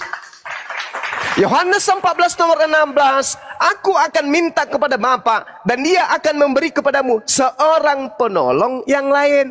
Berarti yang datang, Pak, orang sama seperti Musa, sama seperti Yesus. Setelah Yesus dan Musa terangkan, maka yang datang seorang lagi. Seorang, Pak. Nah, sedang yang datang kepada Paulus bukan seorang, yang datang kepada Paulus serohalu. Paham itu? Yang datang setelah Yesus menurut Yesus bukan Roh Kudus. Yang datang setelah Yesus ada dua. Yang pertama adalah penyesat yang nama Yesus, dan yang kedua adalah seorang nabi yang disebut sebagai penolong. Yang datang kepada Paulus bukan seorang nabi, yang datang kepada Paulus, akulah Yesus yang kau aniaya. Itu bukan Yesus, Pak. Itu bukan Yesus. Makhluk halus ini yang mengeluarkan suaranya sendiri. Akulah Yesus. Dari mana Paulus tahu kalau itu adalah Yesus? Sementara Yesus mengatakan, waspadalah kepada penyesat yang datang dengan memakai namaku. Kemudian, Mesias palsu. Mesias palsu artinya apa? Yesus palsu. Datang kepada siapa? Datang kepada nabi palsu. Klop, Mesias palsu datang. Hei Paulus, ya paman, engkau nabiku, engkau utusanku, engkau rasulku, aku adalah Tuhanmu. Itulah yang terjadi. Maka Kristen sebagai pengikut Paulus menuhankan makhluk yang datang mengaku, akulah Yesus. Padahal menurut malaikat, 10 detik. Menurut malaikat, di Kisah Para Rasul 1, nomor 11, malaikatnya berkata, wahai kalian yang telah melihat Yesus terangkat ke langit, kalian akan melihat Yesus datang kedua kalinya, sama seperti kalian melihat dia terangkat ke langit. Ketika dia terangkat ke langit lengkap dengan jasadnya, maka dia datang juga lengkap dengan jasadnya. Sedangkan makhluk yang datang kepada Paulus hanya berupa cahaya, sedangkan Yesus mengatakan iblis jatuh dari langit berupa cahaya. Lukas 10 nomor 18. Silakan. Baik, di Yohanes 14 ayat 16-17 saya baca, aku akan minta kepada Bapa dan ia akan memberikan kepadamu seorang penolong lain supaya ia menyertai kamu selama-lamanya. Seorang penolong yang lain itu akan menyertai selama-lamanya, yaitu roh kebenaran. Jadi bukan orang yang bisa menyertai selama-lamanya, yaitu roh kebenaran. Dicatat Pak. Jadi seorang penolong itu adalah roh kebenaran, bukan orang. Lalu di Yohanes 15 ayat 26 saya baca. Yohanes 15 ayat 26. Jikalau penghibur yang kuutus dari Bapa datang, yaitu roh kebenaran yang keluar dari Bapa, ia akan bersaksi tentang aku. Jadi penghibur itu adalah roh kebenaran. Lalu di Yohanes 14 ayat 26 bahwa penghibur yaitu Roh Kudus yang diutus oleh Bapa dalam namaku, dialah yang mengajarkan segala sesuatu kepadamu dan akan mengingatkan kamu akan semua yang telah kukatakan. Jadi seorang penolong lain itu adalah roh kebenaran. Roh kebenaran itu adalah penghibur. Penghibur itu adalah Roh Kudus. Ya, jadi di Matius 7 ayat 21 sampai 23 melakukan kehendak Bapa. Kehendak Bapa adalah di Yohanes 6 ayat 40. Saya baca. Yohanes 6 ayat 40. Sebab inilah kehendak Bapakku, yaitu supaya setiap orang yang melihat anak dan yang percaya kepada anak beroleh hidup kekal, dan supaya anak membangkitkannya pada akhir zaman. Ini kehendak Bapa. Lalu Yesus mengaku dia Tuhan. Mengapa engkau berseru kepadaku Tuhan, Tuhan, padahal engkau tidak melakukan apa yang katakan? Terjemahan Tuhan, baik. Di Yesaya 43 ayat 11, Tuhan itu juru selamat. Di Lukas 2 ayat 8-11, Tuhan berkata melalui malaikat Gabriel kepada para gembala di padang, bahwa Yesus Kristus adalah juru selamat. Jadi juru selamat itu Tuhan. Jadi yang mengaku Yesus Tuhan adalah Yesus sendiri, tertulis di Lukas 6 ayat 46. Yesus mengaku bahwa dia Tuhan. Dan Tuhan mengakui bahwa Yesus adalah juru selamat. Di Yesaya 43 bahwa juru selamat itu ada Tuhan. Itu Pak. Jadi tentang kisah Rasul tadi saya udah final bahwa Yesus melalui penglihatan berbicara kepada Saulus. Kisah Rasul 9 ayat 1-5. Dan Yesus melalui penglihatan juga bicara kepada Ananias. Kisah Rasul 9 ayat 10-18. Dan Ananias juga memperkenalkan Saulus kepada murid-murid yang lain. Rasul-rasul yang lain di Yerusalem. Itu jelas. Jadi bukan banyak orang, bukan Paulus yang mengaku dia Mesias, tapi Paulus melihat Yesus melalui penglihatan. Ananias juga melihat Yesus melalui penglihatan, tetapi murid-murid yang lain, rasul-rasul yang lain juga diperkenalkan oleh Ananias tentang Saulus. Saulus juga membuktikan dia murid. Apa yang dilakukan rasul-rasul lain, menampakkan atas orang mati, mereka sembuh. Rasul-rasul juga membangkitkan orang mati, dia juga bisa membangkitkan orang mati. Orang dipatok ular juga, Saulus juga dipatok ular, tidak mati. Jadi itu Pak Juma banyak memahami ayat, yes. Tetapi pemahaman itu berbeda. Perbedaan itu ada karena Pak Juma memahami dengan pemahaman sendiri. Di dunia ini ada 45.000 denominasi gereja dengan memahami pemahaman sendiri tanpa disadari telah menambahkan dan mengurangi firman Tuhan itu dengan penafsiran sendiri. Jadi di Wahyu 18 ayat 4, seluruh pemahaman-pemahaman itu yang ditambah dan dikurang harus ditinggalkan. Jadi teman-teman sudah banyak ingin diskusi sama Pak Juma. Ya, sebelum COVID-19 kita sudah jumpa di Zoom, kita tetap diskusi-diskusi. Tetapi satu hal yang dipahami Pak Juma itu pemahaman sendiri. Dan itu disebarkan. Sehingga teman-teman yang Kristen yang kurang memahami emosional. Saya tidak emosi karena saya sudah kenal Pak Juma lama. Yang dipahami Pak Juma itu berbeda dengan saya. Data-data yang kita pahami pun tentang penolong yang sepadan itu menyertai selama-lamanya, Pak. Tidak ada manusia yang bisa menyertai selama-lamanya. Jadi Yohanes 14 ayat 16 itu seorang penolong lain yang akan menyertai kamu selama-lamanya, yaitu roh kebenaran. Roh kebenaran itu di Yohanes 15 ayat 25 adalah penghibur. Penghibur itu di Yohanes 14 ayat 26 adalah Roh Kudus.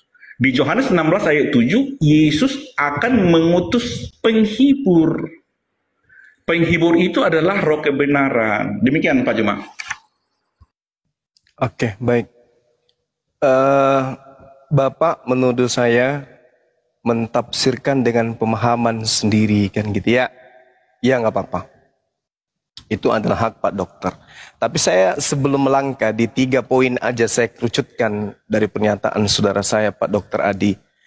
Saya ingin membaca sebuah dalil dan saya ingin Anda jujur mengakui. Bilangan 11:26. Lalu turunlah Tuhan dalam awan dan berbicara kepada Nabi Musa. Kemudian diambilnya sebagian dari roh yang hinggap pada Nabi Musa. Lalu roh yang diambil dari Nabi Musa ini ditaruhnya atas ke-70 tua orang itu. Ketika roh itu hinggap pada mereka, kepenuhanlah mereka seperti Nabi. Saya ingin bertanya, ketika roh yang ada pada Nabi Musa diambil oleh Tuhan, lalu disimpan kepada ke-70 tua-tua, ke-70 tua-tua ini itu berbentuk roh saja atau berbentuk manusia, Pak Dokter? Rohnya Nabi Musa diberikan kepada 70 orang. Yang tadinya bukan Nabi, ketika roh yang Nabi Musa dipindahkan ke 70 orang itu, yang tadinya bukan Nabi, berubah menjadi Nabi. Sebab ada roh kebenaran di dalamnya. Coba. Berarti roh kebenaran ini Nabi. Roh dari Tuhan yang diberikan kepada seseorang. Apa buktinya? Bilangan 11:26. Saya bacakan nomor 20, nomor 29 dari bilangan 11. Tetapi Musa berkata kepadanya, apakah engkau begitu giat mendukung diriku? Sekiranya seluruh umat Tuhan menjadi nabi, oleh karena Tuhan memberi rohnya hinggap kepada mereka. Jadi yang disebut Roh Kudus yang datang setelah Yesus itu, roh kebenaran maksud saya, itu adalah nabi, Pak. Bukan roh, nabi. Nabi. Baca Nehemia 9 nomor 30.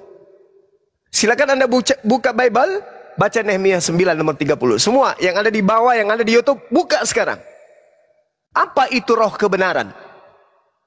Namun bertahun-tahun lamanya engkau melanjutkan sabarmu terhadap mereka. Dengan rohmu engkau memperingatkan mereka. Dengan rohmu. Dengan rohmu engkau memperingatkan mereka. Yakni, maksudnya apa dengan rohmu ini? Maksud daripada dengan rohmu adalah dengan perantaraan para nabimu. Jadi roh kebenaran itu sama dengan nabi, Pak. Bukan setan, bukan hantu. Ya, mudah-mudahan Pak Dokter bisa menggunakan akal sehatnya dengan baik. Jadi yang disebut roh kebenaran itu adalah seorang nabi. Seorang nabi yang dituntun oleh roh kebenaran. Musa hinggapi roh Tuhan. Roh Tuhan yang datang kepada Nabi Musa diambil sebagian lalu diletakkan kepada ke-70 tua-tua. Apa yang terjadi?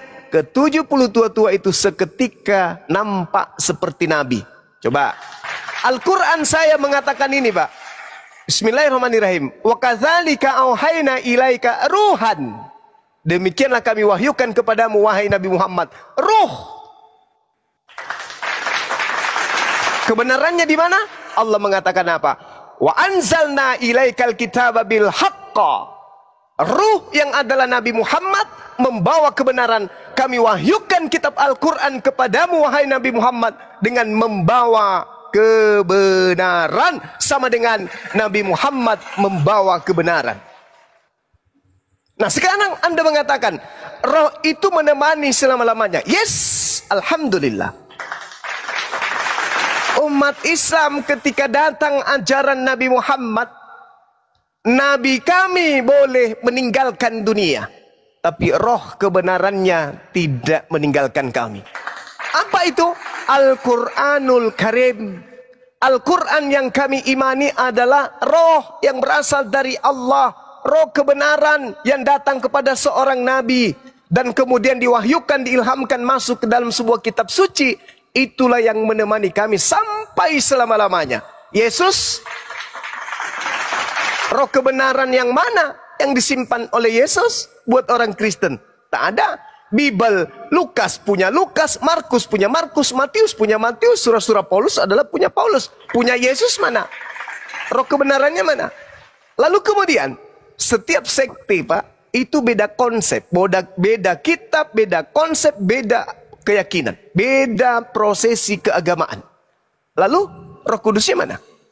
Bukankah Roh Kudus itu adalah roh pemersatu? Tengok di Islam. Mau dimanapun negara di belahan bumi ini, Islam bacaannya tetap sama, akidahnya tetap satu. Berarti Roh Kudus itu ada di kami, roh kebenaran itu ada di kami, menemani kami selama-lamanya. Sedangkan kalau Anda mengatakan roh kebenaran menemani kalian, maaf, kitab yang ada di tengah-tengah kalian itu bukan yang berasal dari asalnya. Itu hanyalah terjemahan. Firman Tuhan adalah tidak bisa dikoreksi dan tidak bisa direvisi. Sedangkan Bible bisa dikoreksi, bisa direvisi. Sama dengan Bible bukan firman Tuhan. Lalu yang menemani Anda selama-lamanya apa? Nonsen. Yang ketiga, Anda bangga ketika murid-murid yang datang kepada Paulus bla bla bla bisa bermujizat. Oh, kebetulan Matius 24 nomor 26, Mesias palsu, nabi palsu, pengikutnya semuanya bisa bermujizat. Penyesat-penyesat ini, kata Yesus, bisa bermukjizat hingga bisa menyesatkan orang-orang pilihan juga. Anda, saudara, Pak Dokter, terlalu jauh meninggalkan tema kita. Yang kita bahas di sini adalah pernyataan Yesusnya. Kembali kepada yang tadi. Ada dua yang datang setelah Yesus. Yesus palsu dan nabi.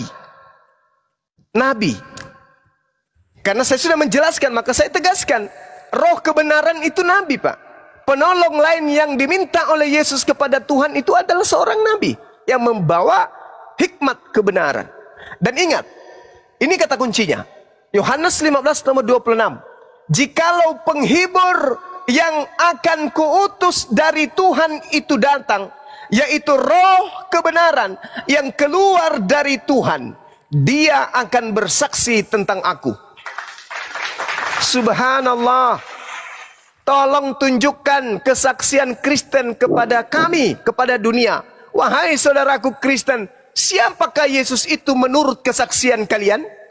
Yesus adalah Tuhan yang datang berinkarnasi, menjadi daging, menjadi manusia, mati di atas tiang salib. Itu kesaksian kalian? Tapi kata Yesus, penghibur itu ketika ia datang, ia akan bersaksi tentang aku. Subhanallah. Kami umat Islam bersaksi, Nabi Isa Rasulullah dia mengatakan, ya Bani Israel, inni Rasulullahi ilaikum. Oh maaf Bang Suma, kami tidak beriman kepada Nabi Musa, Nabi Isa. Oke, Yesus bersaksi. Apa kata saksi Yesus? Yohanes 5 nomor 36. Apa kata dia? Ada kesaksianku. Ini Yesus yang bersaksi, bukan Bang Suma. Ada kesaksianku. Aku Yesus bersaksi bahwa kesaksianku ini lebih penting dari kesaksian Yohanes Pembaptis. Bahwa semua pekerjaan yang aku lakukan, membangkitkan orang mati, membuat orang lumpuh berjalan, orang buta melihat, semua pekerjaan itu yang bersaksi tentang aku, bahwa Bapaklah yang telah mengutus aku. Yesus mempersaksikan dirinya sebagai utusan Allah. Subhanallah. Ini kesaksian Nabi Muhammad. Fattaqullaha wa ati'un. Inni abdullah atani alkitaba wa ja'alani nabiyan. Baginda Rasulullah Muhammad sallallahu alaihi wasallam bersaksi di hadapan dunia bahwa manusia yang lahir tanpa ayah di tengah-tengah Bani Israel itu, yang diberi hikmat Injil itu, adalah seorang Nabiullah yang suci, terkemuka di dunia dan di akhirat. Sedangkan di agama Anda bersaksi dia adalah Tuhan itu sendiri. Jedar itu adalah satu kesaksian dusta. Itu adalah bohong. Siapa yang membimbing Anda mengatakan itu? Makhluk yang berupa cahaya yang datang kepada Paulus, pendiri agama Kristen. Demikian. Baik. Jadi dari akhir saya baca itu Yohanes 5 ayat 36. Tetapi aku mempunyai suatu kesaksian yang lebih penting daripada kesaksian Yohanes. Jadi kesaksian Yohanes ada di Matius 21 ayat 32 bahwa Yohanes menunjukkan jalan kebenaran.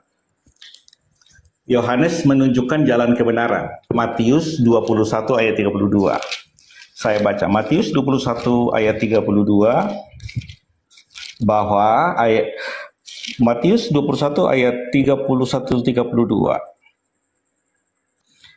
Ayat 32, sebab Yohanes datang untuk menunjukkan jalan kebenaran kepadamu. Itu kesaksian Yohanes, Pak. Kesaksian Yesus apa? Akulah jalan dan kebenaran dan hidup. Jadi Yohanes menunjukkan jalan, sementara Yesus adalah jalan. Yohanes datang menunjukkan kebenaran, sementara Yesus adalah kebenaran. Baik, tentang roh tadi. Saya sudah katakan bahwa di Yohanes itu, Yohanes 14 ayat 16-17, seorang penolong lain itu akan menyertai selama-lamanya, itu roh kebenaran. Roh kebenaran itu adalah penghibur, dan penghibur itu adalah Roh Kudus. Itu konteksnya.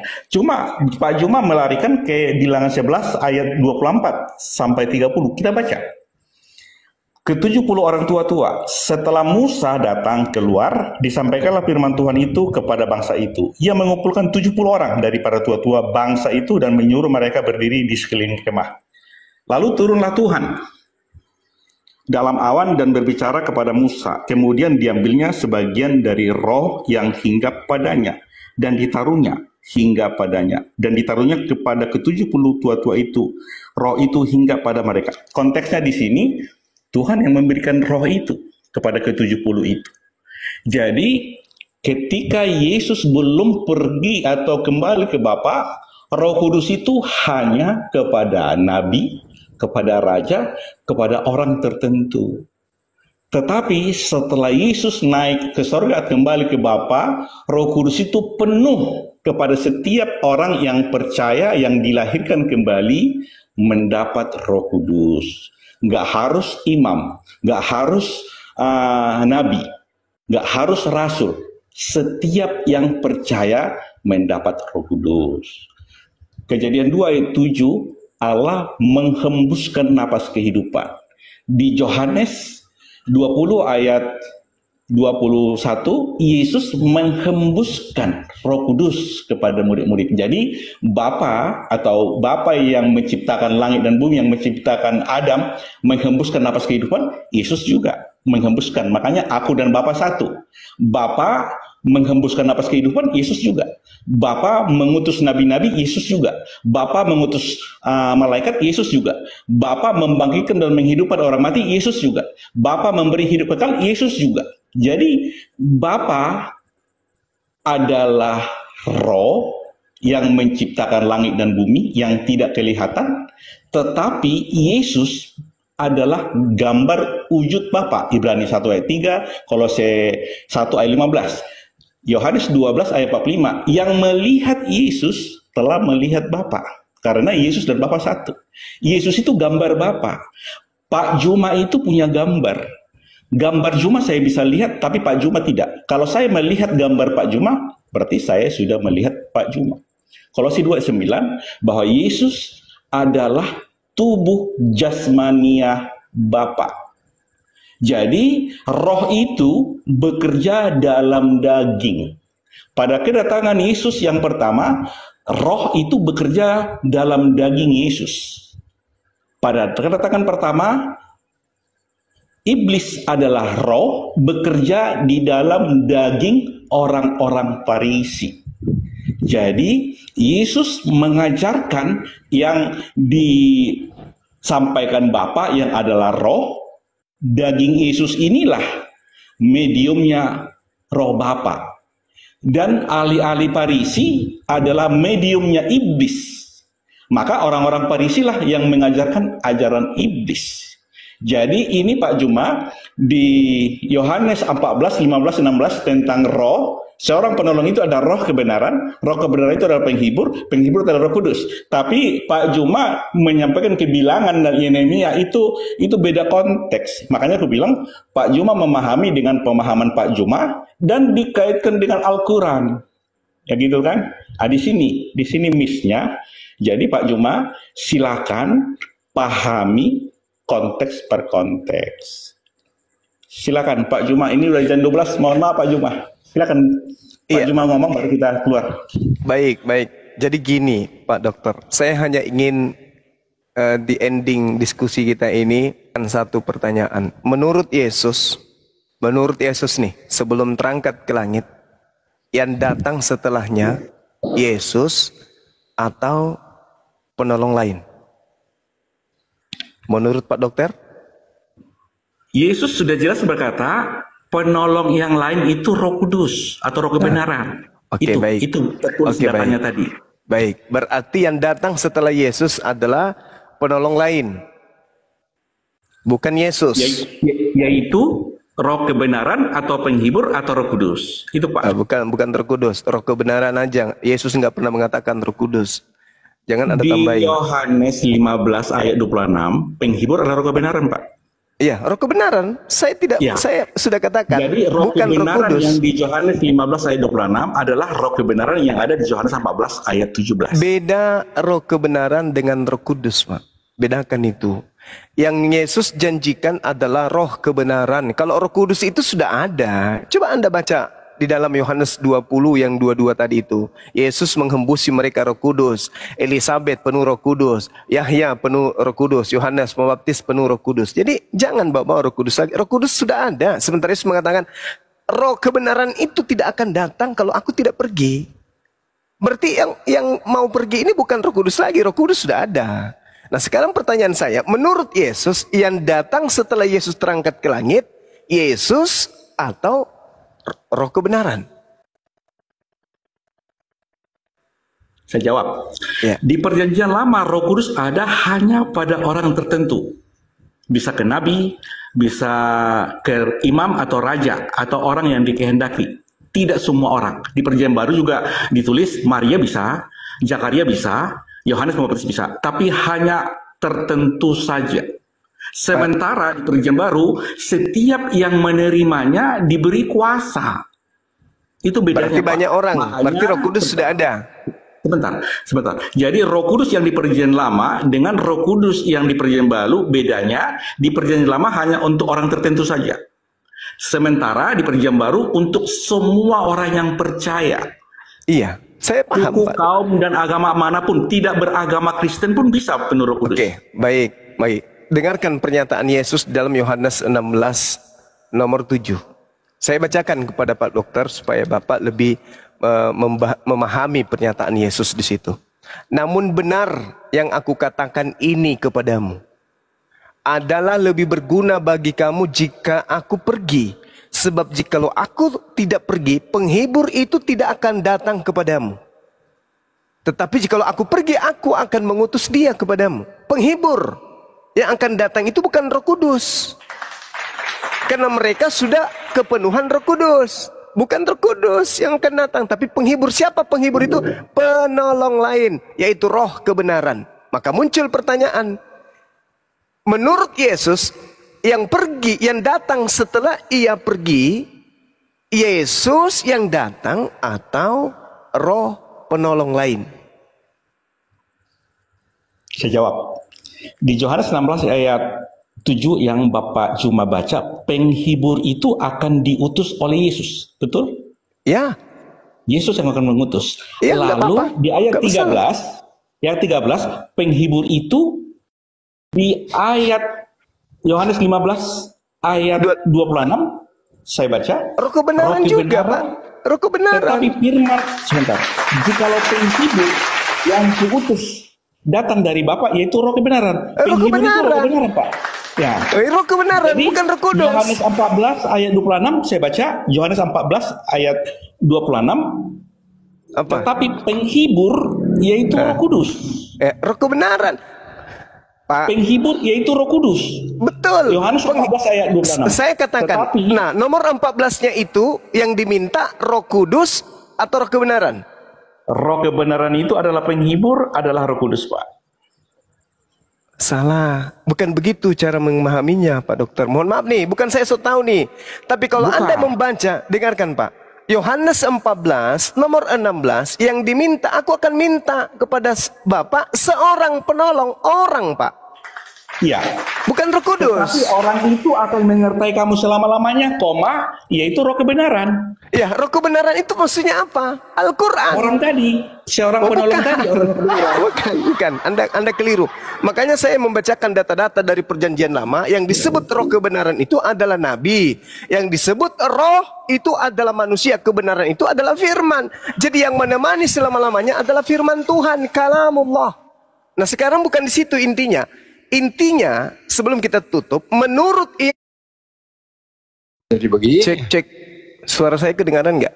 Ya udah. Tadi agak sedikit. Oke, saya simpulkan sedikit ya.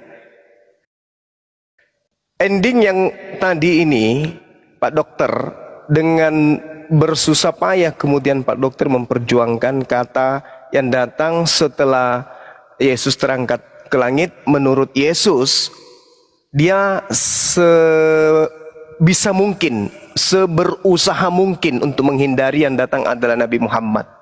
Tapi dia tidak tahu kalau dia akan disemes dari sebelah kanan. Dia katakan yang datang setelah Yesus terangkat menurut Yesus adalah Roh kebenaran. Di mana Roh kebenaran itu adalah seorang penghibur. Di mana seorang penghibur itu adalah Roh Kudus. Oke, tak ada masalah. Berarti bukan Yesus. Bukan, kata dia. Saya tanya, kalau begitu yang datang kepada Paulus siapa? Apa jawabannya? Ada yang dengar?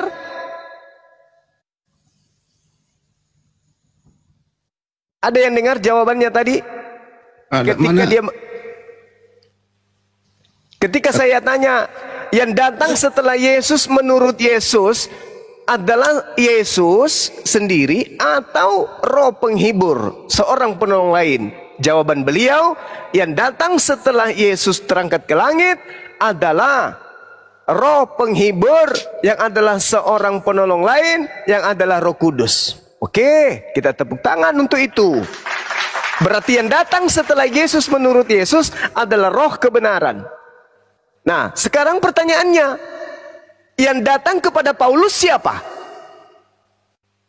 Ada yang dengar jawabannya tadi? Siapa yang datang kepada Paulus? Yesus katanya. Yesus katanya. Nah, padahal Yesus mengatakan yang datang setelahku bukan aku. Yang datang setelahku ada dua. Yang pertama adalah Roh kebenaran. Yang kedua adalah Yesus palsu. Yang datang kepada Paulus sama dengan? Ya palsu. Yesus palsu, subhanallah. Makanya nih muncul agama Kristen ini karena berasal dari situ. Makanya berbeda dengan Bani Israel. Makanya Al-Quran kita mengatakan apa? Jelas sekali Al-Quran tidak bisa diragukan kebenarannya. Wa idza husyiran nasu kanu lahum a'da wa kanu bi ibadatihim kafirin. Jelas itu. Jadi ketika terangkat Nabi Isa alaihissalam, ditanya kemudian oleh Allah nanti, wa iskalallahu ya Isa bin Maryam a anta qulta linnas tahizuni, apakah engkau yang mengajarkan kepada mereka mempertuhankan dirimu dan juga ibumu selain daripada aku? Apa kata Nabi Isa alaihissalam? Apa kata beliau? Qala subhanaka ma yakunu li an aqula ma laysa li bihaqqa. Itu kata Nabi Isa. Subhanaka ma yakunu li an aqula ma laysa li bihaqqa. In kuntu qultu faqad alimtah. Ta'lamu ma fi nafsi wa la a'lamu ma fi nafsi. Innaka anta 'allamul ghuyub, kata Nabi Isa. Maha suci engkau ya Allah. Aku tidak patut mengatakan sesuatu yang bukan hakku untuk aku katakan. Jika aku pernah mengatakan itu, tentulah engkau lebih mengetahui. Sebab engkau mengetahui apa yang ada pada diriku, dan aku tidak mengetahui apa yang ada padamu. Sungguh engkau yang maha mengetahui segala yang gaib. Aku tidak pernah mengajarkan. Maka karena Nabi Isa tidak pernah mengajarkan itu, ketika kemudian datang, apa kata Yesus? Ada yang menuhankan aku. Oh maaf, aku tidak mengenal kalian. Aku mengatakan kepada muridku, aku tidak berkata-kata dari diriku. Yang aku katakan adalah apa yang diperintahkan oleh Tuhanku untuk aku katakan dan aku sampaikan. Yohanes 12 nomor 49. Dan firman Tuhan yang disampaikan kepada aku itu adalah kekal, tidak bisa kemudian dirubah. Subhanallah.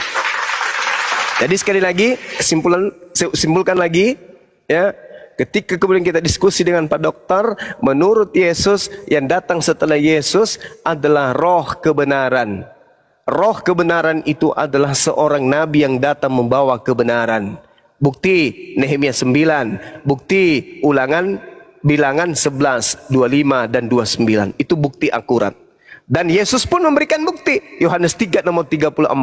Bahwa seluruh nabi yang diutus oleh Tuhan padanya ada roh kebenaran.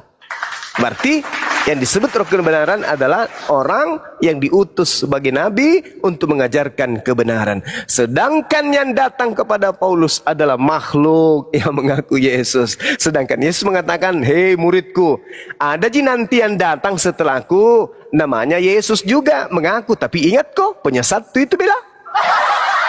Lukas 21:8, waspadalah kepada penyesat yang datang kepadamu dengan memakai namaku dan berkata akulah dia, waktunya sudah dekat, jangan engkau percaya. Jadi apabila nanti ada orang yang berkata ada Yesus di padang gurun, ada Yesus dalam bilik, jangan kau percaya. Camkanlah, aku telah mengingatkan kepadamu bahwa apabila ada orang berkata ada Mesias di sini, ada Mesias di sana, jangan kau percaya. Sebab sama seperti cahaya yang terlontar dari timur sampai ke barat, demikianlah nanti kelak kedatanganku untuk yang kedua. Berarti kalau Yesus datang yang kedua kali di akhir zaman, lalu yang datang kepada Paulus ini kedatangan Yesus yang keberapa? Yang ketiga. Masa yang ketiga dulu baru yang kedua? Ya Pak, itu pendapat dokter lah. Ya, saya kira begitu teman-teman sekalian. Terima kasih banyak atas kebersamaan antum semuanya, dan di tengah-tengah kita ada saudara kita Boy yang sudah menyimak diskusi ini dengan baik. Sebagai keamanan di sini, kalau ada yang nakal langsung dicambuk pakai rotan. Demikian dari saya bikin kopi dulu, rehat dulu sejenak. Lumayan lama, 1,5 jam ya, kurang lebih kita diskusi dengan baik dengan Pak Dokter. Nah, diskusi-diskusi kayak beginilah yang kita butuhkan, bukan yang menghujat, menista, muncul-muncul di sini. Apa kau semua? Ayo kau, Allahmu itu begini. Apa itu nabimu? Itu yang kita tidak inginkan. Karena kita juga bisa melakukan hal yang sama. Hindari hal-hal seperti itu. Diskusi yang dibutuhkan oleh umat adalah diskusi yang elegan, diskusi yang membangun persaudaraan, diskusi yang membangun persatuan untuk membangun bangsa dan negara yang kita cintai ini. Bukan saling menghujat, menista, tapi kita lebih depankan etika, moral, attitude dan akhlak untuk supaya memberikan yang terbaik untuk negara yang kita cintai. Demikian. Merdeka! Merdeka!